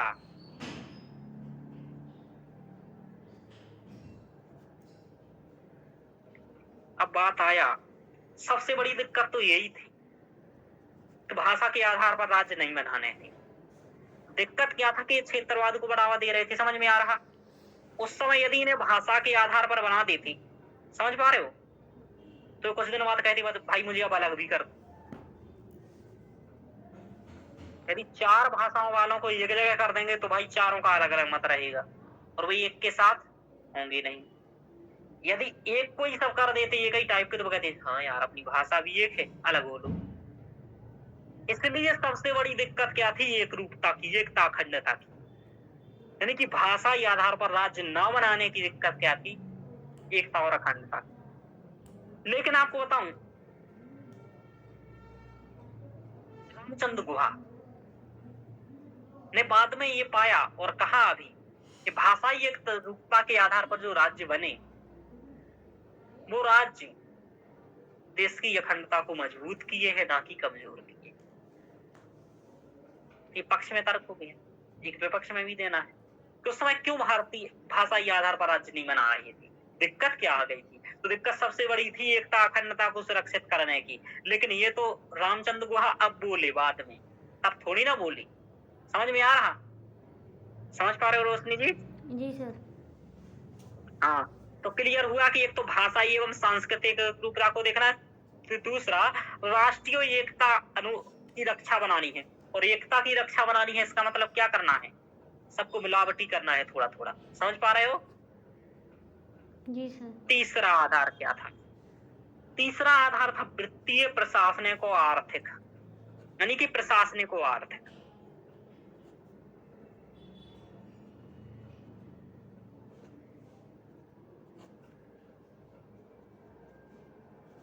आर्थिक चौथा आधार था, यानी कि देखो प्रशासनिक व्यवस्था भी देखना पड़ेगी। अब देखो तुम कहीं भी कुछ बना दोगे, बोले कि आधा इधर आधा उधर, समझ में आ रहा? जैसे एक भूभाग एकदम बेहतरीन भूभाग है, ना कोई नदी ने कर रही है ना पर्वत ने कर रहा है, आराम से खेती हो रही है कि जलवायु हो रही, बोले नहीं तो भी इसको बीच में से काटो। ये तो गलत बात है भाई। तुम दो अलग अलग राज्य इतनी अच्छी भूमिका कर दे रहे हो भाई, पर्वत पठार हो तो बात अलग होती है भाई, इस पर्वत की इस साइड इसका, उस साइड उसका, लेकिन तुम बीच में से काट दे रहे हो तो ये प्रशासनिक दिक्कत करेगा। अब तो रोड के बीच से बोल रहे हो कि नहीं भाई यहीं से होगा, समझ में आ रहा? जैसे जहां दरवाजा हो वहीं से बोले दीवार यहीं से खिंचेगी, तो ना उस साइड वाला निकल पाएगा ना इस साइड वाला दरवाजे से निकल पाएगा, यदि बीच दरवाजे से दीवार खींच दी तो इसमें प्रशासनिक एवं आर्थिक बहुत ज्यादा जरूरी है। समझ पा रहे हो? जी सर। इसके बाद एक और आधार बताया, पंचवर्षीय योजनाओं के क्रियान्वयन जहां ठीक से हो सके, यानी कि पंचवर्षीय योजनाओं के क्रियान्वयन में सहायता मिले। जैसे आज मोदी जी का हर जगह एक साथ एक विकास नहीं चलता है, योजनाओं के क्रियान्वयन में क्या मिले? सहायता मिली। तो पंचवर्षीय योजनाओं के क्रियान्वयन में सहायता, तो भाषा एवं सांस्कृतिक एकरूपता, सांस्कृतिक राष्ट्रीय एकता की रक्षा, प्रशासनिक एवं आर्थिक आधार, पंचवर्षीय आधार को, इन सबको वरीयता देकर के राज्यों का गठन करो। और इसी के आधार पर ये जो बता रहा हूं मैं ना, 14 राज्यों और 6 संघ शासित प्रदेश ये बनाए गए। तो ये 4 आधार है, ये 4 आधार है फजलदी आयोग की सिफारिश। समझ में आ गया? जो राज्य पुनर्गठन आयोग ने भी स्वीकार कर लिया। तो ये समझ में आ गया? चलो हाँ, तो देखो ये ऐसे समझना पड़ता है, आधा दिमाग खराब हो जाता है समझने में नहीं। चलिए बात है सर, देख रहे हो? हाँ, फोन 10% बचा है मेरा। अच्छा, जी। कितना बजा? 10 बजे। चलो और आगे क्या हो रहा है? मतलब राज्यों का अभी तो बहुत सारा बचा है। हाँ, कुछ कुछ चीजें और पढ़नी है यहाँ। सर आज यहीं तक रखो अब। हाँ, आज यहीं तक रखूंगा, चिंता मत करो, झेला नहीं जा रहा है, कोई बात नहीं। कल आगे हम लोग बनाएंगे। सर ऐसी बात नहीं है। हाँ, आज इतना ही रखूंगा, वैसे भी आगे नहीं बढ़ाऊंगा क्योंकि रिकॉर्डिंग नहीं होगी इससे आगे। तो इतना ही आपको पढ़ना है, और कल आगे इसके बाद हम आपको थोड़ी सी बातें बताएंगे। वैसे ये हो गया कंप्लीट, इसके बाद इसमें कुछ पढ़ने वाला लायक है नहीं, ये फालतू के फैक्ट हैं। चलिए, ये फालतू के तथ्य ज्यादा हैं यहाँ आगे, और जो मुख्य बातें हम लोगों को पढ़ना थी ना, वो पढ़ चुके हैं। क्या ये 4 अनुच्छेद क्या पढ़ना थे? 4 अनुच्छेद। हाँ, 4 अनुच्छेद पढ़ना थे और सभी बातें हो गई हैं। अब इसमें हम आगे बात करेंगे राज्यों के बारे में। अब जैसे यहाँ मुद्दा आएगा क्या ना, एक राज्य मतलब छोटे राज्यों के गठन का मुद्दा, ठीक है, नए राज्यों के गठन का मुद्दा, जम्मू कश्मीर का निरसन क्यों हुआ, तो ये सब, यानी कि जो पहले जो जम्मू कश्मीर जो अनुच्छेद 370 और 35 था ना, ये समाप्त क्यों कर दिया गया, तो ये सब मामले यहाँ देखेंगे। इसके साथ ही साथ संघवाद में पढ़ने हैं, इसलिए हम यहाँ ज्यादा चर्चा नहीं करेंगे। कल 10-15 मिनट आध घंटे इसको टॉपिक्स को और करेंगे, और इसके आगे अगला नागरिकता वाला चैप्टर स्टार्ट करेंगे, याद रखिएगा। अगला ये पढ़ने के बाद ये नागरिकता वाला स्टार्ट करेंगे हम लोग, ठीक है? समझ में आया? जी सर। चलिए, तो इतनी बातें लिख लेना है, और ये जो मैंने बताया वो सब याद करके आना है। सुन रही हो सुप्रिया? हाँ सर। हाँ, और याद करना, ये चीजें कल पूछूंगा फिर से क्वेश्चन। Okay sir. हाँ, जो पढ़ाया वो कौन सा राज्य बना, कब बना, कैसे, क्या, ऐसी चीजें जो पढ़ाई है वही पूछूंगा। चलिए, तो आज इतना ही रखते हैं। शुभ रात्रि। सर